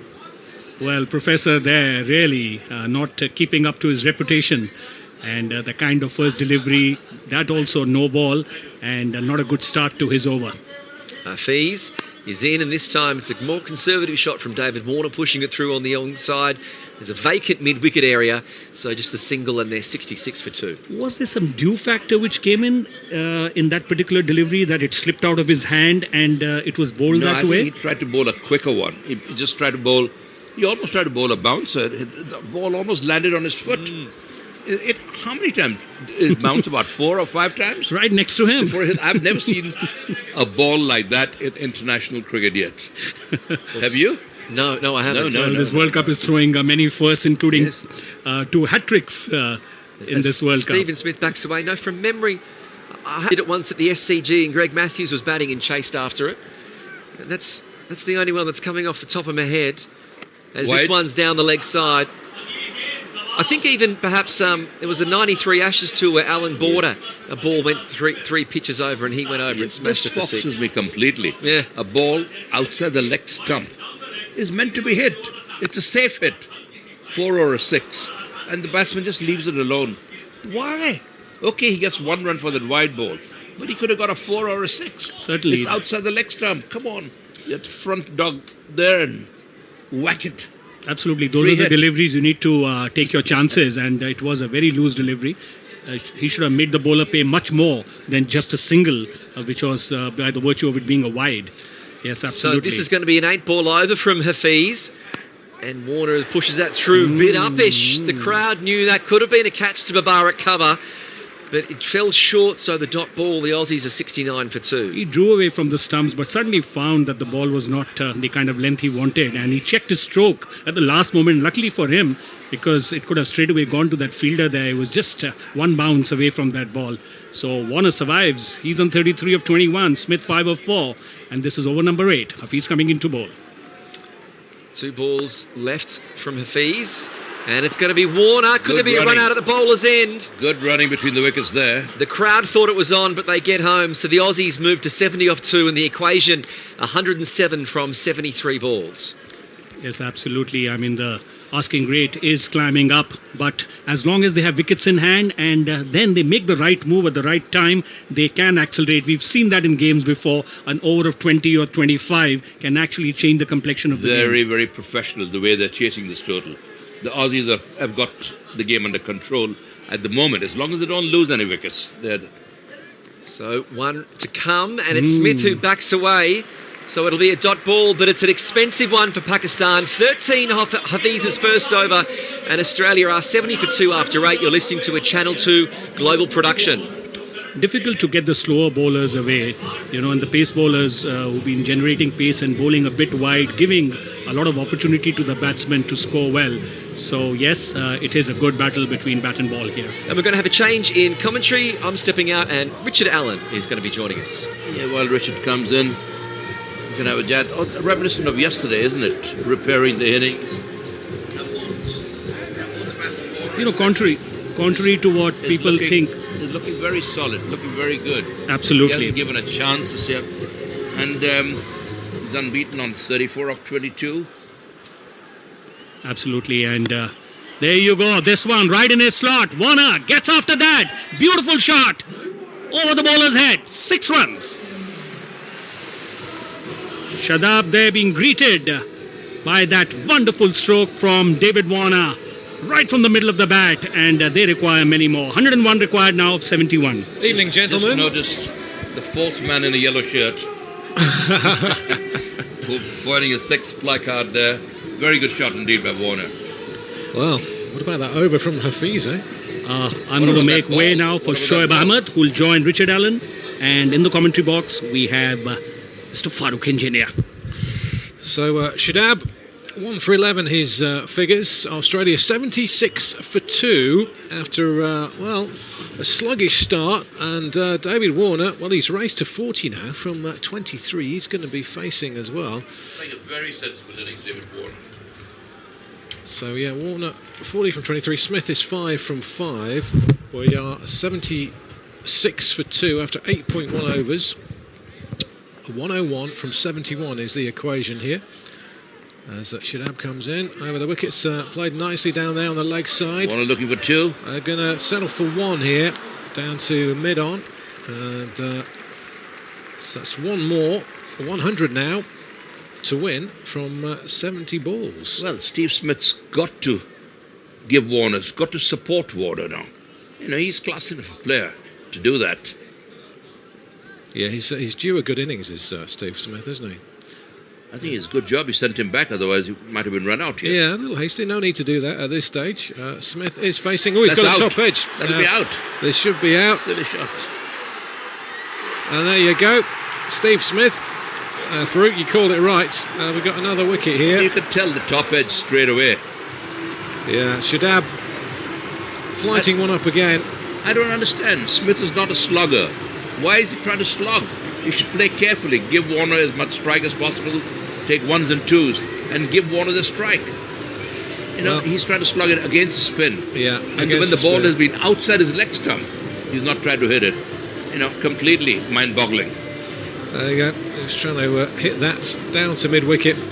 Just hold out to the fielder there. As you got that top edge against the spin, as you say, Farouk. That's rank bad batting. You know, I mean, Steve Smith, I mean, I've always known him as a class player, really, world-class player. But the way he's batted for these 5 runs so far hasn't shown that class. Well, it's Fack as a man who was the man who caught him out, and that's Shadab with a wicket there. Started off the over terribly with that big 6, and then all of a sudden this complexion changes yet again. Australia now 3 down, 77 on the board. They need 100 to win, and they've got 69 balls to do it. Who's in the box seat here, Shoaib? Well, good evening, gentlemen. I think it's still game in the balance, I would say, because Australia, yes, they've lost a couple of quick wickets, but the run rate has been pretty healthy. The equation doesn't look out of reach. Need 100 more runs from 70 balls. They still have the game. Anyone's game. Absolutely. It's the battle of the nerves now. Who control their nerves better is the question. And as we see the big man, Maxwell, coming out to bat. And it is going to be Warner who will play that next delivery of Shadab. It was a googly outside off. Has been played towards the sweeper cover nicely along the carpet for a single. 78 for 3. Totally unnatural for Steve Smith to play that shot. Yeah. You know, and totally unnecessary. He didn't hit the balls that were pitched outside the leg stump. And there he was, chancing an LBW straight on the wickets. And then he gets a top edge. Well, rank bad batting by Steve Smith there. Yes, just the nerves of the big semi-final, and especially Stephen Smith hasn't been amongst the runs, so that is definitely going to add some more pressure. As another googly comes in for the right-handed Maxwell this time. He's played that towards the mid-wicket for another single. So singles coming in thick and fast for Australia. They move on to 79 at the loss of 3 wickets. 8.5 over. Shadab has bowled brilliantly well. And the spinners, in fact, Farouk sir, have been really on the money in this game. Well, indeed, in the UAE or on subcontinent, spinners would play a very important part. Runs Again, here. pitched on the leg stump, and he's hit it on the leg side. That's the way to do it. It's a single to end the over here, down to square leg. So after 9 overs, Australia are 80 for 3. You're listening to a Channel 2 global production. Well, in the balance again, this one. 97 of 66 balls. Yes, very, very gettable. 50-50. The game is in the balance, as you rightly said.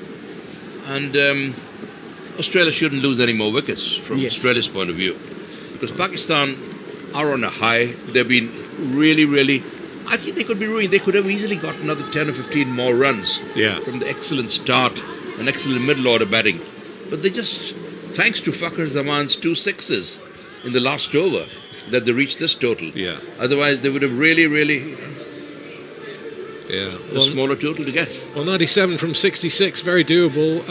They've only lost 3 wickets, and David Warner just 7 away from a half century, another half century in this tournament. So he could well be key here for Australia.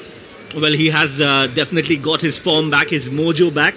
David Warner in this tournament, he was lacking runs in the IPL. He was in a lot of negativity. Will you write off David Warner at your peril? Because of course. He's a class batsman. He's tried and trusted. He's a street fighter. Hassan Ali's coming on for another over here, and it's Warner who's facing, and Lovely he's got him away there. That's going to be 4 more runs That's to back of square leg. So another 4 for David Warner, who moves on to 47. Australia 84 for 3. This is smart batting, really smart batting from Warner. They're targeting the bowlers. They're making sure they get runs off certain bowlers, and that is exactly what Warner has done. Placed it beautifully in the gap towards the fine leg for a 4. This is pressure on Hassan Ali, and it's just a matter of one good over for Australia. The best thing he's doing is playing every ball on its merit.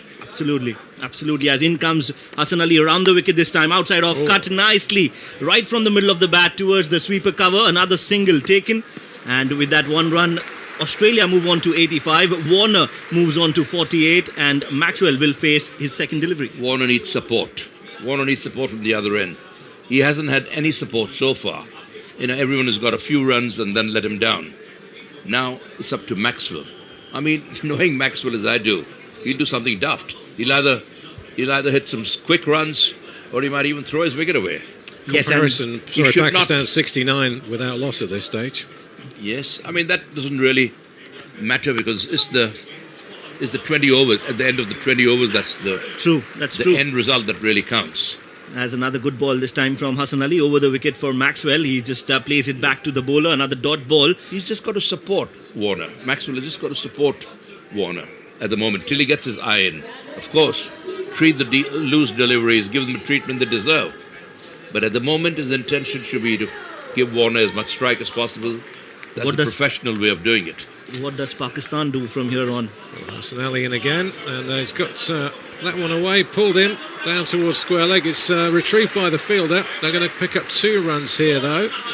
That's a couple there for Maxwell, who moves on to 3, retains the strike. 87 for 3, Australia. Good fielding in the deep by Shoaib Malik on that fine leg region. Saved a certain boundary, dive to his left. He's a senior campaigner in the World Cup, almost 20 years of experience. Could have been better. He could have given 1 run there. Yes. But he gave 2.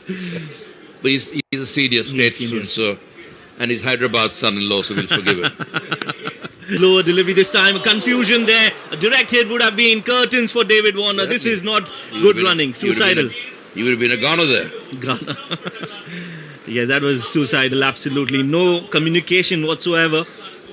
He was just... he had given up David Warner on that occasion. A direct hit would have been gone by a mile. No, Warner wasn't backing up. He knows Maxwell likes to take quick singles, risky singles.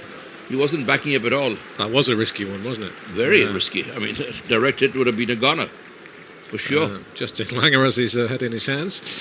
So last ball of the over coming in now, Hassan Ali. And that's a full one, and that's played down to deep mid-wicket, and they'll pick up just a single off it. So, halfway points.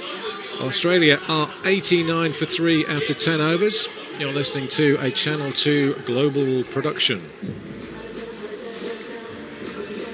Well, halfway, 10 overs gone. Australia 89 for 3. That's the mandatory timeout, the break that they take at the end of the 10 overs. As of now, Farooq sir, you think advantage Pakistan?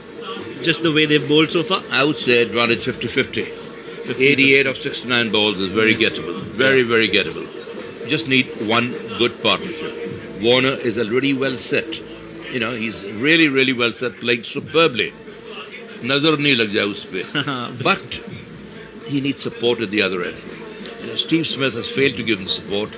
I thought a man of Steve Smith's caliber, experience, ex-captain of Australia, would have thought better and played better. Justin Langer giving Warner all the encouragement and said, "You're the man. You're the man who can do it." Well, chasing 177, they were 1 for 1. Australia, Aaron finished the first to go.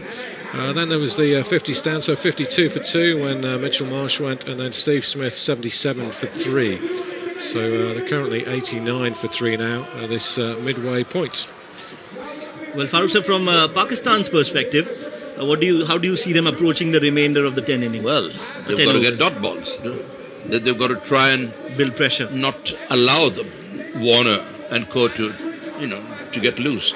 They know anything loose, Warner will jump on it and hit it for a 4, at least for a 4 or a 6. He's looking to play. He's looking to score off every ball. He's batted superbly so far.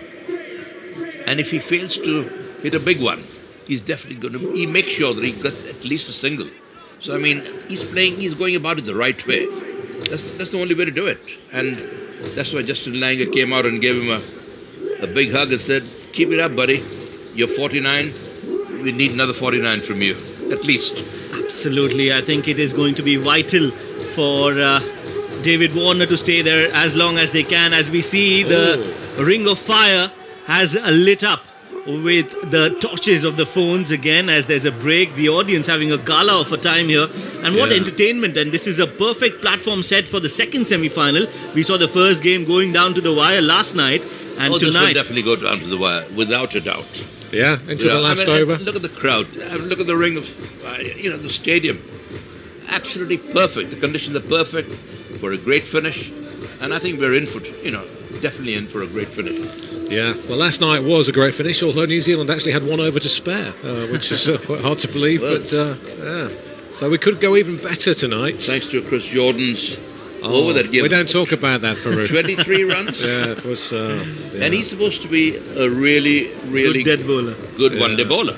That's right. Really. Bad day at the office. A bad day at the office, absolutely. Yeah, it's unfortunate that there was a semi-final, but yes. There you go. Yeah, so 89 for 3, Yeah, 88 but all credit more to runs. New Zealand. All credit to New Zealand, the way they won it. Farooq, so you've played in front of large crowds. Tell us, what impact does that have on an individual's performance? Does it motivate you? Does it put you under pressure? It bucks you up, especially if you have the crowd behind you.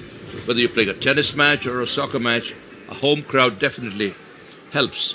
Puts pressure on you as well. Yeah. Puts a lot of pressure on you. True. Because your school friends and all that say, hey, come on, get some runs, don't fail.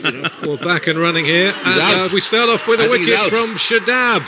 And straight away, Shadab comes on again. He's already got a couple of wickets. And this time, Warner has gone. This is the wicket they wanted. And he's one shy of his 50. Well, how many times have we seen this? That break in the momentum, that break that you take and you come back. We've seen that so many times. You lose your focus, you lose your rhythm, and that is exactly what we see happening outside of delivery. Good catch by the wicketkeeper. Yeah. Good ball. And my word, look at his eyes go. He knows, he values this wicket. This is a prized wicket.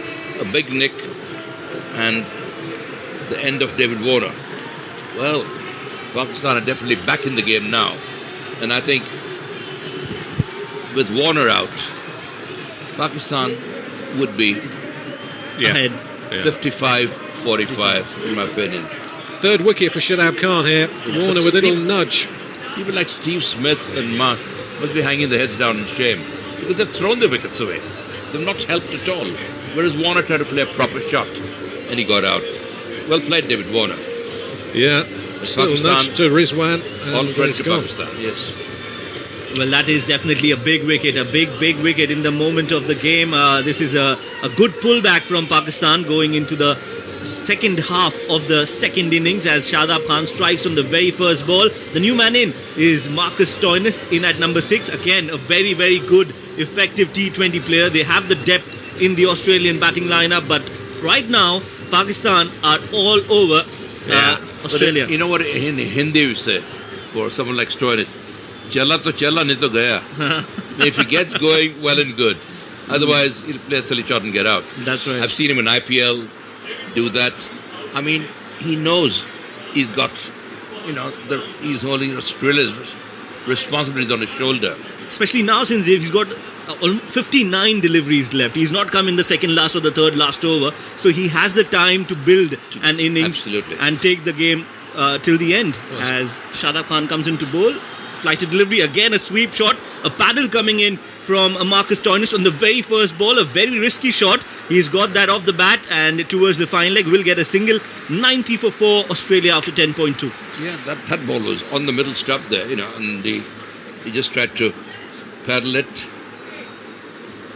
Well, we're looking at the ultra edge here and there's no spike there at all. We're talking about the David Warner dismissal here and they've gone up. David Warner has not taken the review, so he feels that he's nicked it. Yeah. But the ultra edge does not show a spike at all. Well, that is a bit of drama. That could have carried. There's another dot ball here for Shadab's over. That goes down to the short third man fielder. I didn't see a nick on David Warner's bat there. There is no spike there at all. No. So he hasn't hit the ball. I don't think he has. But it's not like David Warner to walk. No. Well, it's not like anyone nowadays with the review that you've got, the option to review a decision. Yeah. If Australia don't win this game, there'll be big questions asked. Yeah. And the Australian camp. Well, he's walked off and that is it. He's gone away and wicket I've number known David Warner to nick and wait. Yeah, for the umpire to give him out. Yeah, that's true. This time he hasn't nicked. A batsman knows straight away whether That is bizarre. whether he's hit it or not. Well, I'll get a single here. No. Yeah. Stands to gully. They'll get one here off Shadab. So there's one more to come from Shadab's over. He's got figures of 3 for 17. Shadab Khan. Australia are 91 for 4. One ball to come in this. The 11th over. We're just watching a replay of David Warner's dismissal, and it does look, actually, when he look at it again, like it could be a swing and a miss. Well, we thought he's nicked it. He thought he's nicked it. He walks. He goes through to Rizwan. Rizwan is all over it. And he is even feeling sorry that why is he nicked it. A batsman should know whether he's nicked it or not. Yeah.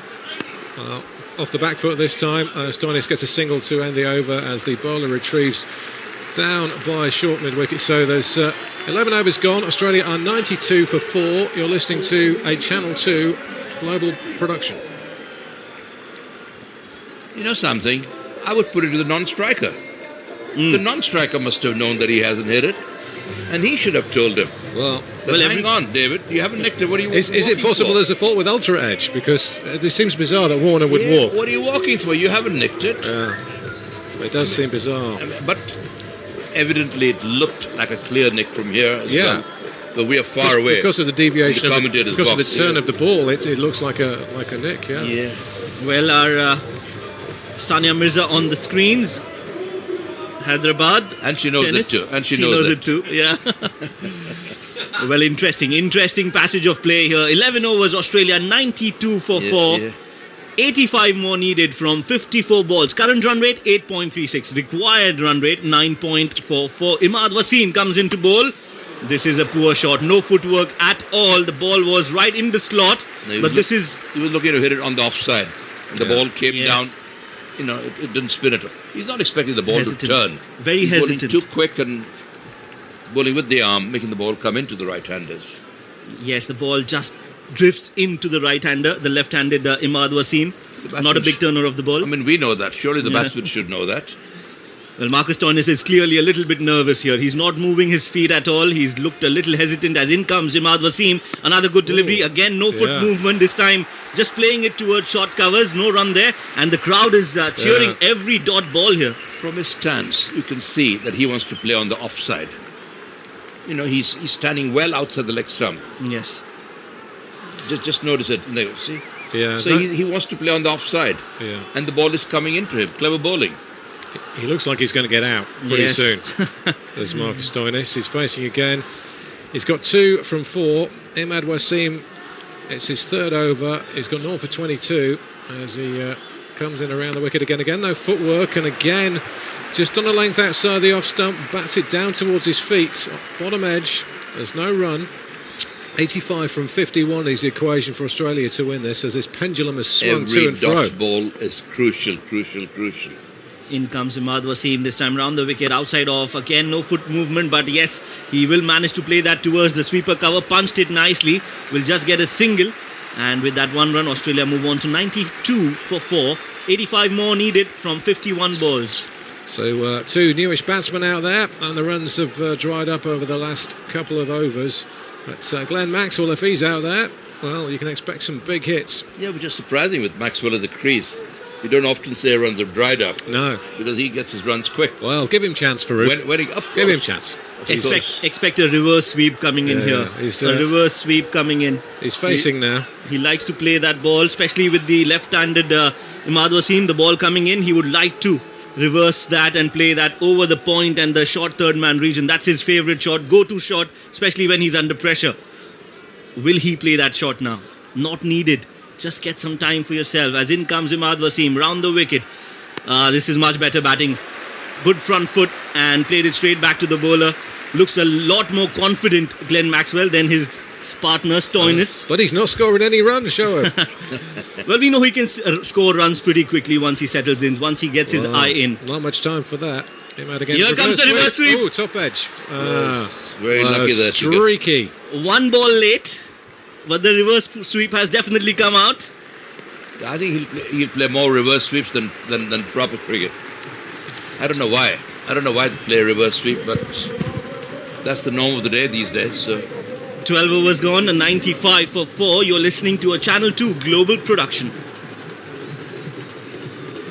And changing the comms box now. I'm going to make way for Lachlan Kitchen. Lachlan Kitchen in the box. 95 for 4. We have now the company of an Aussie in the comm box, who will be definitely a lot more nervous than the two batters out there in the middle. Stoinis is on 3 of 6. Maxwell is on 7 of 9. Welcome Lachlan Kitchen into the comm box. Come on, Aussie. I knew I shouldn't have gone anywhere. Look what happens when I step out. Fall apart here. Right. Have you had a team chat? Then have you had a chat with the players? Have you had a word with Smithy? What the hell was he doing out there? I was just down to Alfie. That's what we call Justin Langer. Yeah. And I was just telling him, just get out there and tell him to just kind of keep the composure, keep everything down. I thought you were saying just get out there and bat. And he told you 2 words. Well, go away. It's an interesting one here. We've got Marcus Stoinis. Hasn't really been tested so far this tournament. He's on strike to shut up, and he pushes it through. It's a bit uppish, and they'll just get the single down to mid-off. Australia 96 for 4, now needing 81 from 47 balls. I think they need to rebuild now. Try and get 6 and over at least for 2 or 3 overs. And then have an assault. Try and get and now 10, 12. The required rate, 10.3. 3 wickets though. We've already lost 4. Oh no, it's a reverse sweep from Maxwell. This one's gone big and it's been caught. He's out. Didn't go big enough. He played a risky reverse sweep the over before, and Glenn Maxwell, the big show, so often considered a star batsman whose talent never really lived up to his potential. And it's such a delicate moment in this second semi-final.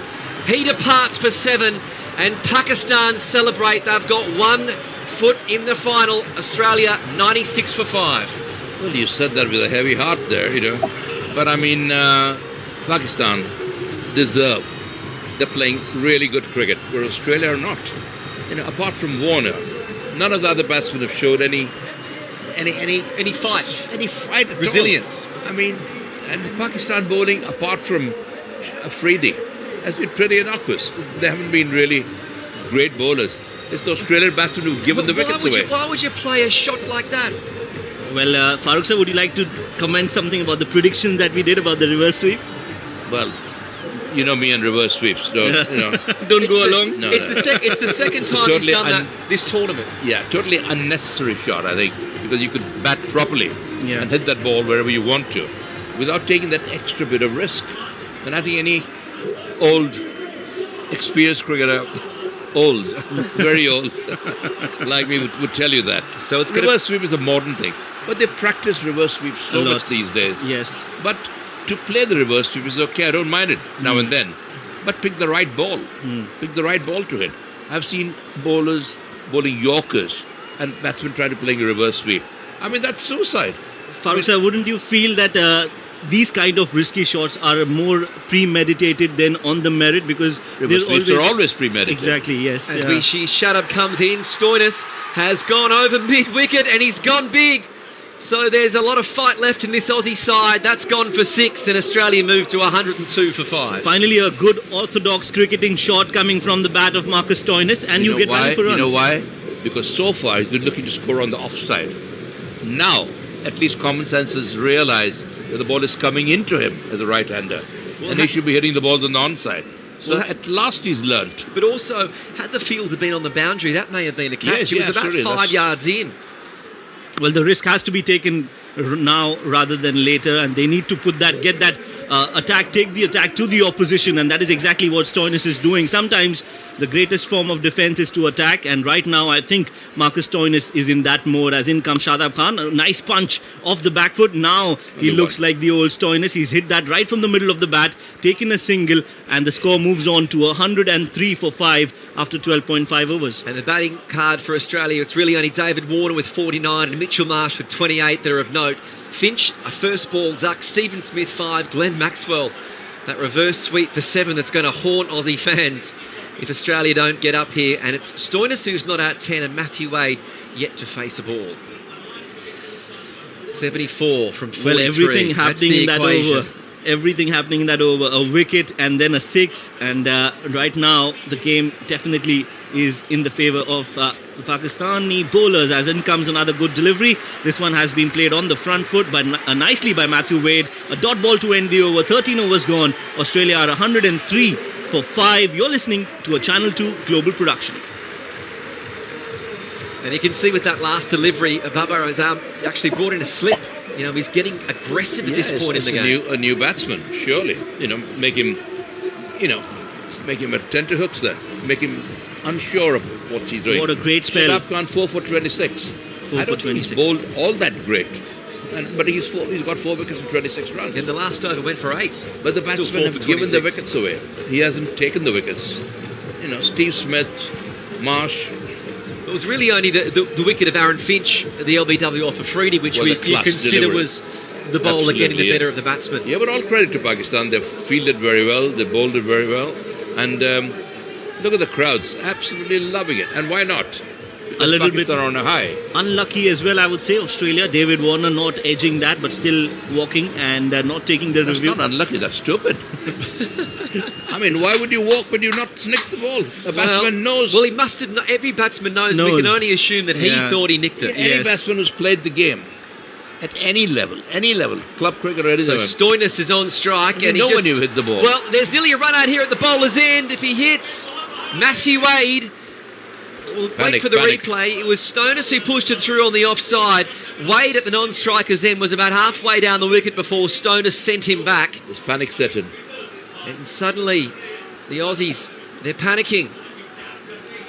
That was a good fielding effort. Quick pick up, quick release, very close to the stump. A direct hit would have been a goner, and that is definitely nerves here for Australian batters. And in comes Haris Rauf to Marcus Stoinis on the pads, hitting the ball on the pads. They will still get a single, scamper through for a leg bye, and 1 run will be added to the total. A slower delivery, 125 kilometers an hour, 103 for 5. The required rate is gettable. It's under 11 and over, but that equation 73 from 40 balls. Still needs a good partnership. One good partnership. Well, it's got to be these two. A few hefty blows could bring them back on track. Pat Cummins is next, but you've got to think that it's got to be these two that are going to make the bulk of these bowlers. Manu, they can smack the ball too, these bowlers. Yeah. But they need a very small total to come when the bowlers come in. We saw Pat Cummins hit 2 sixes and 2 balls here a few nights ago. He's padded up to come next, but it's the wicket-keeper, Matthew Wade, who was on strike. He can bat. Matthew can bat. He's got a test match century. Yeah. He's got a couple as the Aussies need 73 from 40 balls. Well, Haris Rauf, he's also had a great tournament so far for Pakistan. He's one of the quickest bowlers we've seen. He's bowled the quickest ball of the World Cup. As in comes Haris Rauf over the wicket. Quicker delivery, outside edge, just falling short of the keeper, Mohammad Rizwan. That was a chance. No, just falling short. But lucky again, Wade just managing to get an edge which did not carry to the keeper. But the problem that Australia's got is that Shaheen Afridi still has 2 overs to come. Yeah. And that's the card they've got up their sleeve. So whilst this run rate is creeping up towards 12, 13 and that's over... a huge card up the sleeve with Afridi, 2 overs to spare. But at that stage, I don't know. This time he definitely got an edge. Yes, he did. Matthew Wade certainly got an edge. He's on strike to Ralph. He inches across and he goes straight. But has he got enough on it? Good shot. Well, he didn't get enough on it for 6. No. Shoaib Ahmed, you've called it a 6. I thought that bounced just before the rope. Well, I think we'll just have to wait. The umpires also are checking if that's gone all the way or not. But I thought it crossed the ropes, just falling after the ropes. We'll have to just... It was a good shot straight down the ground. We're awaiting the replay now. And... No, it's a 4. Told you guys. It's a 4. Well, a 4 is a 4. A boundary is a boundary. They'll take that anyway. Australia. Wade gets his first boundary. Australia move on to 108 for 5. 13.4 over. 69 more needed of 38 deliveries. As in comes Haris Rauf over the wicket. Short delivery pulled up in the air. Gone straight down. Lucky. Has not timed it too well. towards long on, just a single. Just as well he didn't time it too well, otherwise it would have gone straight in the fielder's hands. No, it would have probably been caught by the man had there been a mid-on fielder, but you're right, he was lucky to mistime that and it land just short of long on and long off who are coming up. So the equation for the Aussies, 68 runs, 38 balls remaining, awaiting is a place in the final here on Sunday against New Zealand, who beat England with 7 balls to spare last night. We thought they were down and out, and they did it convincingly. Yes, one good over can change the game. That's what we've learned from last Australia night. going to do it today? Well, Stoinis, he's on strike, and Slower it's a delivery. tentative prod. Doesn't fill the Australian fans with a lot of confidence, a shot like that. So 6 runs off that over, and at the end of the 14th, Australia are 109 for 5. You're listening to a Channel 2 global production. At this stage, they don't need 6 runs and over. They need a lot more. They need a couple of overs now, 12, 14 runs and over. Only then Australia have a chance. They haven't got many wickets in hand. You know, you only got the bowlers now. Pat Cummins is next. And I think it's going to be Shaheen Shah Afridi who's going to be bowling the next over as he comes and gets ready. Just warming up and getting back onto his run-up. So this is going to be an interesting over. Can they take some runs off Shaheen Afridi? If they can, they will definitely fancy their chances, Australia. They will have to make an effort. Well, where are they going to go? The main positions that Marcus... Well, it's going to be Matthew Wade who's on strike. He likes hitting it over mid-wicket. We've seen him straight. Straight's going to be the position for him. Yes, the mid-wicket is definitely what they'll be targeting, but this is... But if he gets those in-swinging Yorkers, it'll be difficult to hit him over mid-wicket. He'll have to play straight to those. Yes, will he go back to the orthodox bowling of bowling those Yorkers? This is the 15th over of the game. Or will he stick to his length deliveries with the ball just shaping away from the left-handed Matthew Wade? He's bowling from the com box end, from the pavilion end, so we'll get a better view of whether the ball has some movement or not. In comes Freddie in, and it's Wade who pushes that through. It's going to be deep square leg who comes off the boundary. Wade pushes hard in the first. They have to limit it to 1. So Freddie, 2.1 overs, great figures. 1 for 9. Australia needing 67 runs from 35 balls. I don't know what's going through David Warner's mind now. I just wonder, why did I walk? So if you're just joining us, we thought he caught the ball. Well, it was a nick behind the stumps. The fielders went up. David Warner didn't review when he walked off. It looked like it was a fait accompli caught behind, and the replay showed there was no line on ultra edge. Well, a batsman should know whether he's nicked it or not. That's the thing. He must have known, otherwise you he feel would that have in your bat. A Freddie in to the right-handed Stoinis. It just hits him on the pads, and there's a shy at the bowler's end. Stoinis had given up. He would have been out by a couple of yards. They scamper through for a bye, and Australia moved to 111 for 5. Panic at the Australian camp, that's for sure. That was not a run. It hit the pads. In fact, the bat, inside edge of the bat, and then onto the pads, and then they ran for that single. Shaheen Shah Afridi quickly onto the ball, throwing it on the non-striker's end. A direct hit would again had been trouble for Marcus Stoinis. Not to be. They get that single on the board, but singles are not going to help them. No. They need a few big blows, few hefty shots, maybe straight down the ground, maybe a deft touch towards the fine leg. We don't know that. Matthew Wade is setting up as in comes Shaheen Shah Afridi. A third man, a sweeper cover. The mid-off is inside the circle. Will he target that area? Yes, he wants to. But this is a good, fast, short bouncer. And Matthew Wade coming out down the track, wanted to play that straight, misses it completely. Ball goes into the hands of the keeper, a dot ball. Well, I think Wade was hoping that was going to be called a wide, but he didn't get the decision to go his way, so it's an all-important dot ball. As he charged. No, I don't think that was a wide. No, it wasn't a wide, but he looked around hoping to get the signal. He looked around, yeah. That was only because he missed it. But he got a hope. So there's 3 fielders on the leg side, because we know that Matthew Wade is so strong in that department. Deep square leg, deep mid-wicket, deep long on. Should look towards mid-off and cover fielder because both are inside the circle. A good delivery into the block hole. This one has been flicked nicely off the pads towards square leg, but will only get a single. 1-1-2 for 5. Needs 65 more runs from 32 deliveries. Did I just see Pakistan bowled 35 dot balls today? He did. That's been the difference. 35 dot balls. It's almost 6 overs. That's tremendous, that. Well, when you run through the bowling figures, Imad, 3 overs, none for 25. Ralph, 2 overs, none for 19. He was expensive. Hassan Ali, a 14-over game. 2 overs, none for 17. Shadib Khan, the best figures, 4 overs. 4 for 26, and the Professor, Mohammed Hafiz, 1 over, none for 13. But Shaheen Afridi is here, 2.4. Figures of 1 for 11. He's in. Stonis is on strike. He gets across. Almost 2 runs a ball. Well, it was an outside edge as he was trying to play it through mid-wicket. Instead, it's going to be fielded by the man at deep third man, and they'll get 2 runs there. Well, they need 1 good over. 120 runs over is what Australia needs. That is what the doctor has ordered. Will they be able to deliver that? That is the question. This one was a slower delivery, taking the leading edge towards the point fielder. It's gone all the way towards the boundary, but the third man fielder stopped that. Just 2 runs on the board. 114 for 5 now, as the required run rate has crossed 12 runs per over. 12.19 is the required run rate. Magical mark. Afridi in. It's Stoinis who's on strike. It's short. He cuts. And it's just going to be a single to that sweeper to round out the end of the 15th over. Australia, they need runs. 62 required off 30 balls.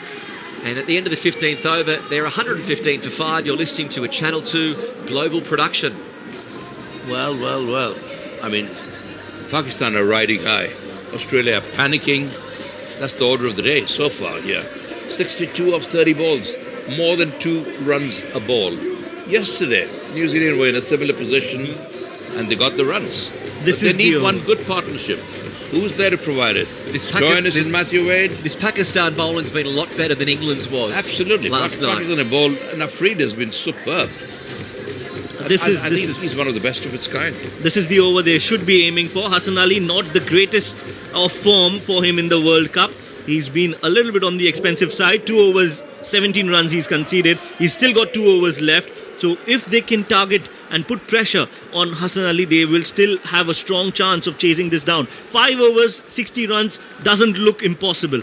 But they need 1 good over to get the game back into their hands. As in comes Hassan Ali over the wicket. Slower delivery outside off, played that straight towards the long off fielder. That's gone all the way. A diving effort from the long off fielder will not be able to stop that. A good start for this Hassan Ali over in terms of Pakistan. They get a 4. Yeah, there's a big gap there for Marcus Stoinis to hit through cover, and he's just got it wide.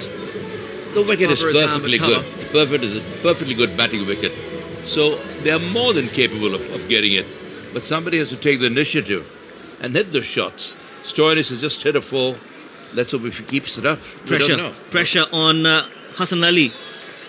Slot in the fuller length delivery onto the pads. This one has been flicked into the mid-wicket region. They will look for 2. They will get 2. This is good running between the wickets. So first 2 balls of the Hassan Ali over, 6 runs on the total. Now Marcus Stoinis is 21 off 18. He was the man who saw Australia through to the death in their first match in Abu Dhabi against South Africa. And he had an interview and they said, how do you keep your cool in the death? And he actually said, I'm a Greek Australian. It's very hard for me to remain without any emotion at these stages of the match. As we're seeing, well, could this be a change for the Australians, a game changer? A free hit coming up for Marcus Stoinis. The third umpire has called a no ball. A big no ball as well. Well, Hassan Ali is definitely the bowler they would want to target, and he has not been on the money. This one will be called a free hit. Pressure on Hassan Ali. Pressure on the Pakistani fans as well in the stands. They've gone silent as in comes Hassan Ali to bowl to Marcus Stoinis. This is a free hit. A short bouncer has been pulled in the gap. Won't go all the way. Just a couple of runs added to the total, but they will take that. 123 for 5. So Pakistan have served up 3 free hits to the Australians this innings, and so far there's only been the 4 runs come off it. So they haven't taken the chances there, the Aussies. Well, so far this over there is going pretty good. Still 4 balls left. Yes, 2 balls, 8 runs conceded. Let's see how much damage Stoinis can do. Stoinis is the man to see Australia through here. Well, he's got to be there at the end. Yes. I like your confidence. I said he's got to be there. I didn't say he would be there. I said he's got to be there at the end if the Aussies are going to get up. 53 from 28 needed. Stoinis is in, and this time it's just a defensive push. They're looking for 2 there. On the onside. Wade's caught. No, they're not going to come back for it. Good thinking by the bowler. Good fielding as well. Slided in and took that ball. No chance for any other run rather than just the single. So 1 more run added to the total. 125 for 5, 15.3 overs. The run rate just coming slightly down. Less than 12 now, 11.56. 52 more needed of 27 balls. So the wicket so far, it was 1 for 1 when Aaron Finch was dismissed LBW. They were 52 for 2 when Mitchell Marsh went. Steve Smith, 77 for 3. David Warner went off a suspect catch. Yeah, but the appeal was in tandem. The bowler and keeper went up at the same time. I know. So naturally, we all thought that he nicked it. They were 89 for 4. Then Maxwell went with the reverse sweep, 96 for 4. And now this partnership continuing. It's 29 so far between Stoinis and Wade. The equation 52 from 27 with Hassan, who is in the middle of his third over. Well, Hassan Ali coming around the wicket for the left-handed Matthew Wade, crosses the umpire. Yorker, good ball. Perfect Yorker, Very beautifully executed Yorker, but they will still manage to sneak in a single. This is good bowling. This is a good comeback from Hassan Ali, 142 kilometres an hour. That was a perfect delivery, that. They should take that and show it to the Aussies, because they bowled indeed, a lot of wide balls and waist-tight shots. But the Pakistani batsmen were very clever. They were, the Fakhar Hussain especially. He was batting right back. There were hardly 6 inches from the stumps. He was making that Yorker into a half volley. And that's what he did.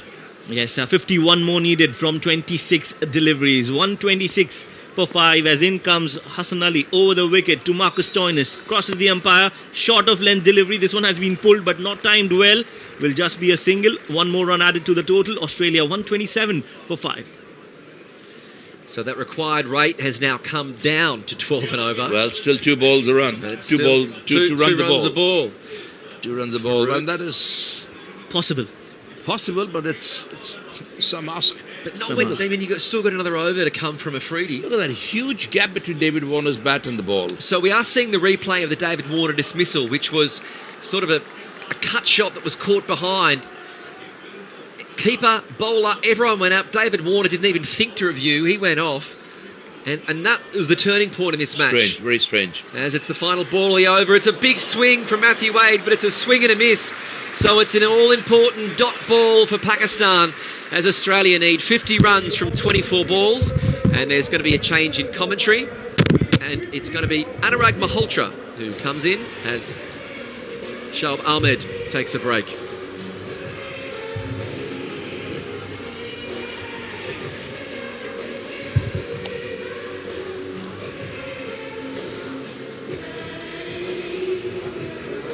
So the equation, Australia need 50 from 24 balls. What a game of cricket we are seeing here again, seemingly going to the wire. We saw something like this yesterday when it was New Zealand versus England. Can Australia do a New Zealand today? I don't think so. So far they haven't shown any signs, but... Well, 127 for 5 and 4 more overs to go. 50 of 24. Even yesterday, New Zealand needed more than 12 runs and over. And yes, they had 2 batsmen who came to the party and did it for them. Can one of these 2 batsmen do it for Australia? It's a crunch game. It's going to be an interesting one to see. 50 from 24. 127 for 5, the Australians at the moment. As we're just having a quick break in play. And it's a dour look on the Australian dressing rooms. Every time we see a close-up, it's a look of regret from the Australian players. Yeah. They don't look confident. Is he not able to finish the over? He's bowled 1 ball and... No, that was the end of the 16th over. So 4 overs. Bowled 1 ball. 24 balls are left. So, yeah, 6 overs. Yes, indeed. Yeah. The atmosphere is absolutely electric, and sea of green all over.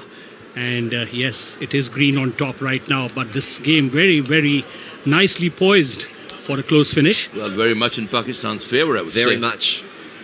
Yes, it's going to be Stoinis who's on strike. It's a short ball, and Stoinis can't do anything with it. He's just had to punch it down the wicket. And it's a dot ball. Australia 127 for 5. The win predictor's giving Australia 21%. I think that's probably a bit generous at this stage. I think they're being generous with 21%. I mean, Stoinis should surely aim over the bowler's head. A straight shot, which is least risk as well. Even if it doesn't connect it, even if it doesn't go for a 6, it'll go for a 4. No, the fields are stacked here. There's mid on and mid off, but no one straight deep cover, back. Long on, long off. Deep in wicket, deep square leg. No one over the top. Behind the bowler is always a gap. So this time it's been dug out by Stoinis. Good shot. And it's going to be fielded. Well, it's a clumsy field, but it's good enough from Malik on the boundary. And they'll make it back for a second. So the equation 48 from 22. Yes, absolutely. 2 runs on that delivery. Ideally, they would have wanted it well, fumbled a bit. Sanya Mirza must be clapping wildly over there. Look, this has got to be the over that Marcus... No, he fielded that very well, actually. This has got to be the over that Marcus Stoinis goes. You've got one more from Afridi next over. You can't wait to the final 12 delivery, so he's got to launch this over. 48 from 22. He's gone big. Yeah, that's a big... He's gone big. That's big enough. Into the top tier. That is a big shot from Marcus Stoinis over mid-wicket. Don't write off the Aussies yet. And he needs a few more of those. Absolutely, absolutely. Well, this is such an unpredictable game. Turns on its head. One good over, a couple of good deliveries, and the run rate comes crashing down. We saw that yesterday. Could just happen today, but yes, he will require many more of these. Marcus Stoinis in the BBL plays for the Melbourne Stars, and that's a ground known for 100-metre boundaries, so we'd feel confident here, with some of these 70-metre boundaries in Dubai. As soon as there is pin drop silence, it's Australia who's got a big hit. And as soon as, there's a wicket and there's a roar, Pakistan is on top. So very indicative, the crowd. I think it's a little unbalanced there. We've seen about 6 hours out. You're being generous with 6. 29,000. Farouk. So Ralph in again. This one's in the block. Wow, it's gone what a straight. shot is that?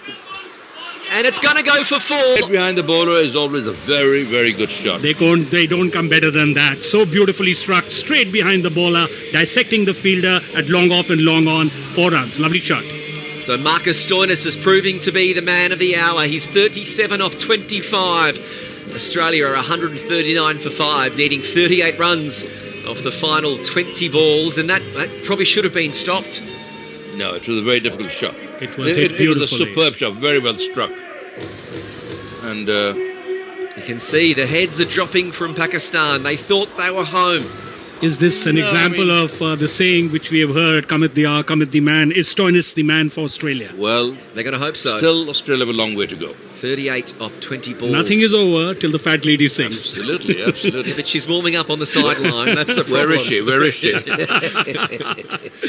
Ladies, yes, but fat ladies haven't seen So any. the required rate, well, it's under 12 and over. So Stoinis, it's a defensive stroke. It was a good ball. Come back. 2 dot balls is over. So Pakistan have bowled around 40 dot balls, which is very good. Fantastic. Very good, absolutely. No doubt about that. That means a 12-over game for them. It is. So it's going to be... So then we must praise the Australians. If in 12 overs they've scored this, they've scored it at a good run rate. I mean, that's the other way of looking at it. But anyway, a very interesting battle here between bat and ball. Stoinis, he's on strike. He's 37. And it's a short ball. He's pulled. Is it going to go? No, it's not going to make the fielder at deep square leg comes round. So it's just the single. So that rounds out the over. 13 off it. That's enough for the Aussies at this stage. As Australia are 140 for 5, needing 37 off the last 18 balls. You're listening to a Channel 2 global production. Absolutely. The 13 runs keeping the Aussies interested in this game, and also the hopes of a lot of Aussies, and one who we have with us as our colleague, that is Lachlan Kitch. Looking at the graph there. So we're looking at the... Not much difference, really. No, they're roughly in the same position, aren't they? Because it's levelling off a bit. So the Aussies have got a chance to up there. Yeah, they do. It's... Yes, those similar position. Run worms almost in sync there, and in fact... Because they slowed off. We thought that Pakistan should have ended up with another 15, 20 runs towards the end. And 140 for 5 after the completion of 17 overs. This is over number 18. 37 required from 18 deliveries. Can Australia do it? And can Pakistan do it? Stoinis is on strike. That's what the Aussies need. It's short. He's only able to push this through to the vacant square leg position. They think about coming back for 2. Wade was keen for it, but he was sent back. They should have taken 2 there. Yeah, they needed to at this stage. Of course they could. They had to put pressure on the field. They could have taken that second. How many runs they've missed not taking 2s? I can count at least 6. Well, so that's 6 more runs. It looked as though the problem there may have been some interference And that was why it took Marcus Stoinis not to be confident for the second, because he wasn't able to convincingly ground his bat and turn, and he's given a bit of a stern look to the umpire there. Win predictor has seen Australia rise to 31%. I think that's still very generous, as Matthew Wade is on strike, and he flicks this one through. Good shot. It's going to be split between mid-wicket and square leg, but the deep mid-wicket is able to pick it up, and they'll come back for 2. So that moves Australia to 143 for 5, needing 34 runs off 16 balls. I think the challenge with Australia is facing when they're playing it all along the ground, they're not able to penetrate the field or get the gaps and get a boundary. It's only when they're going the aerial route is when they have been most successful. So I guess that is the option they need to take. Matthew Wade is on strike. He's 10 off 10. Hassan in. It's short. It's wide. He's gone straight. He's gone long. Has he got enough on it? Yes, he has. More than enough. It's a big 6 and a big shot for Australia, silencing this crowd at the Dubai International Stadium. Australia moved to 149 for 5. They're inching closer, now needing 28 runs off 15 balls. This game is far from over, and I'll tell you, Australians are fierce competitors. They will not let it go. A slow ball at this stage. Okay, if the batsman misses it. But he picked it. He was waiting for it. And there he is, 82 metres. 82 metres, it's a long boundary. The straight boundaries are long here in Dubai. They're not long enough for Matthew Wade. He's 16 off 11. Marcus Stoinis is up the other end. He's 39 off 28. And Farouk, you were talking about a partnership. It's now up 53 off 32 balls. Indeed. Then he still need a bit more. Absolutely. Still required run rate is over 11 and over. If they have to get over the line, they need to stay there, and they need many more of those hits. Absolutely. 28 of 15 now. So Matthew Wade, last ball went for 6. Hassan comes in. It's a short ball. This time he pushes it through mid-wicket. And it's just going to be the single. So the Aussies bring up their 150. Wade was upset with that, but it's 150 for 5. 27 needed off 14 balls.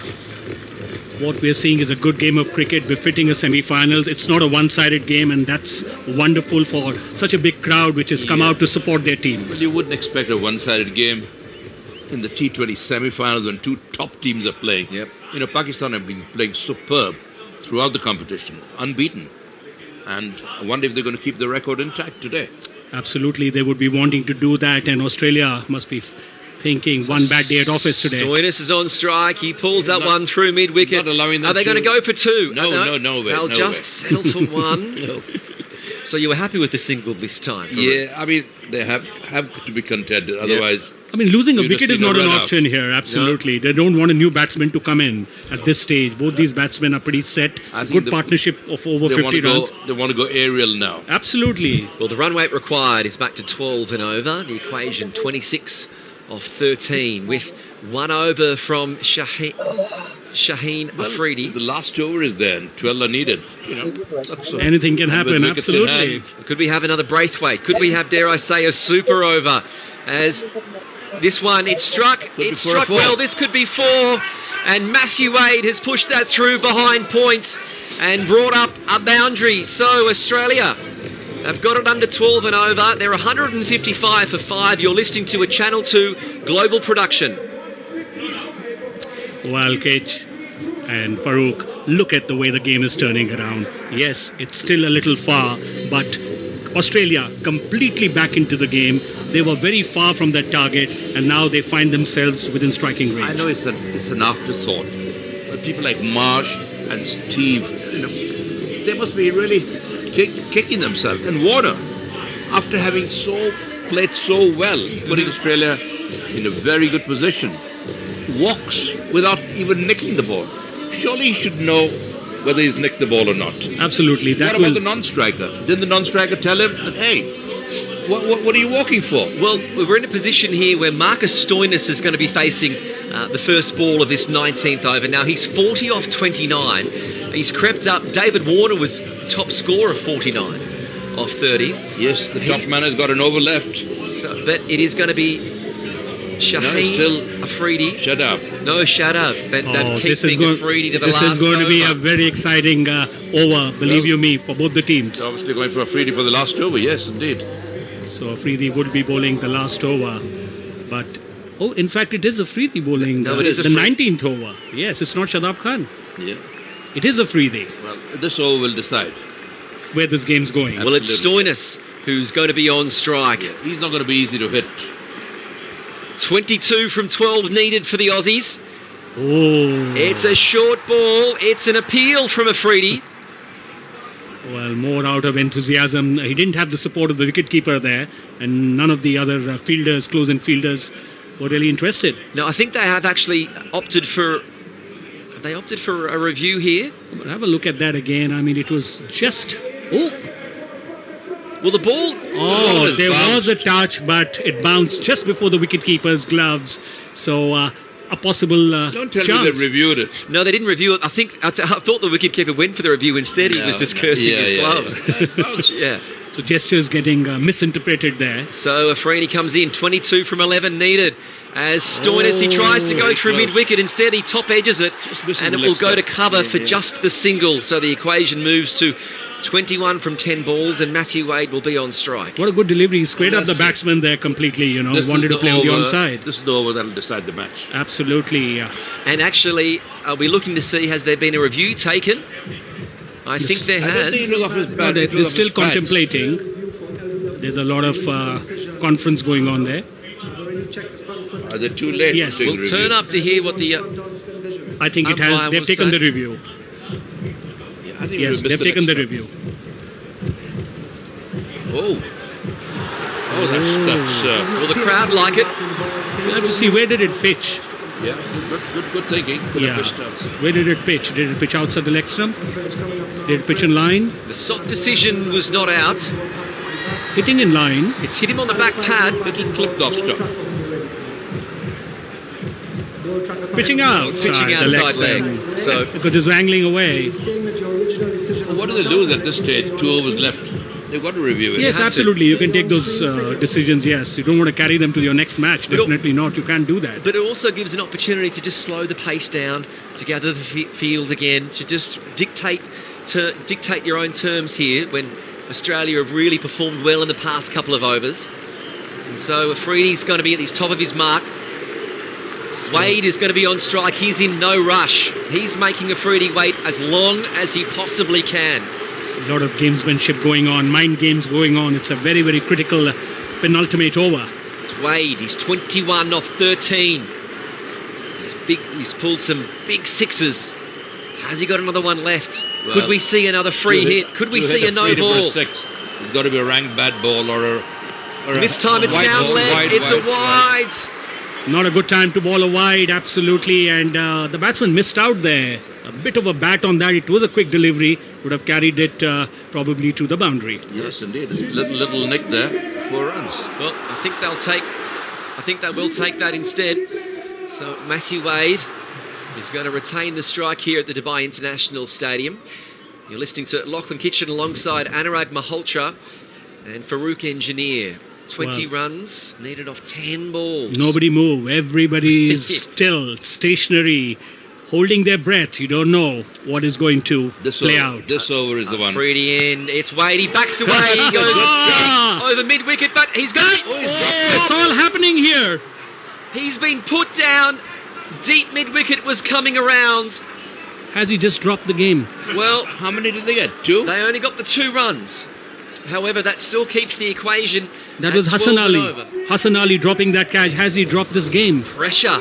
What does pressure do to a player at this point in the game? The ball hung in the air for a long time. He came around it. And you can see the frustration on the bowler. 18 needed from 9 balls here for the Australians. Well, what a game we are having. It's becoming a cliffhanger here now, Farouk. And really, nobody thought it'll go so deep and so close. But we always knew it was going to be a close game.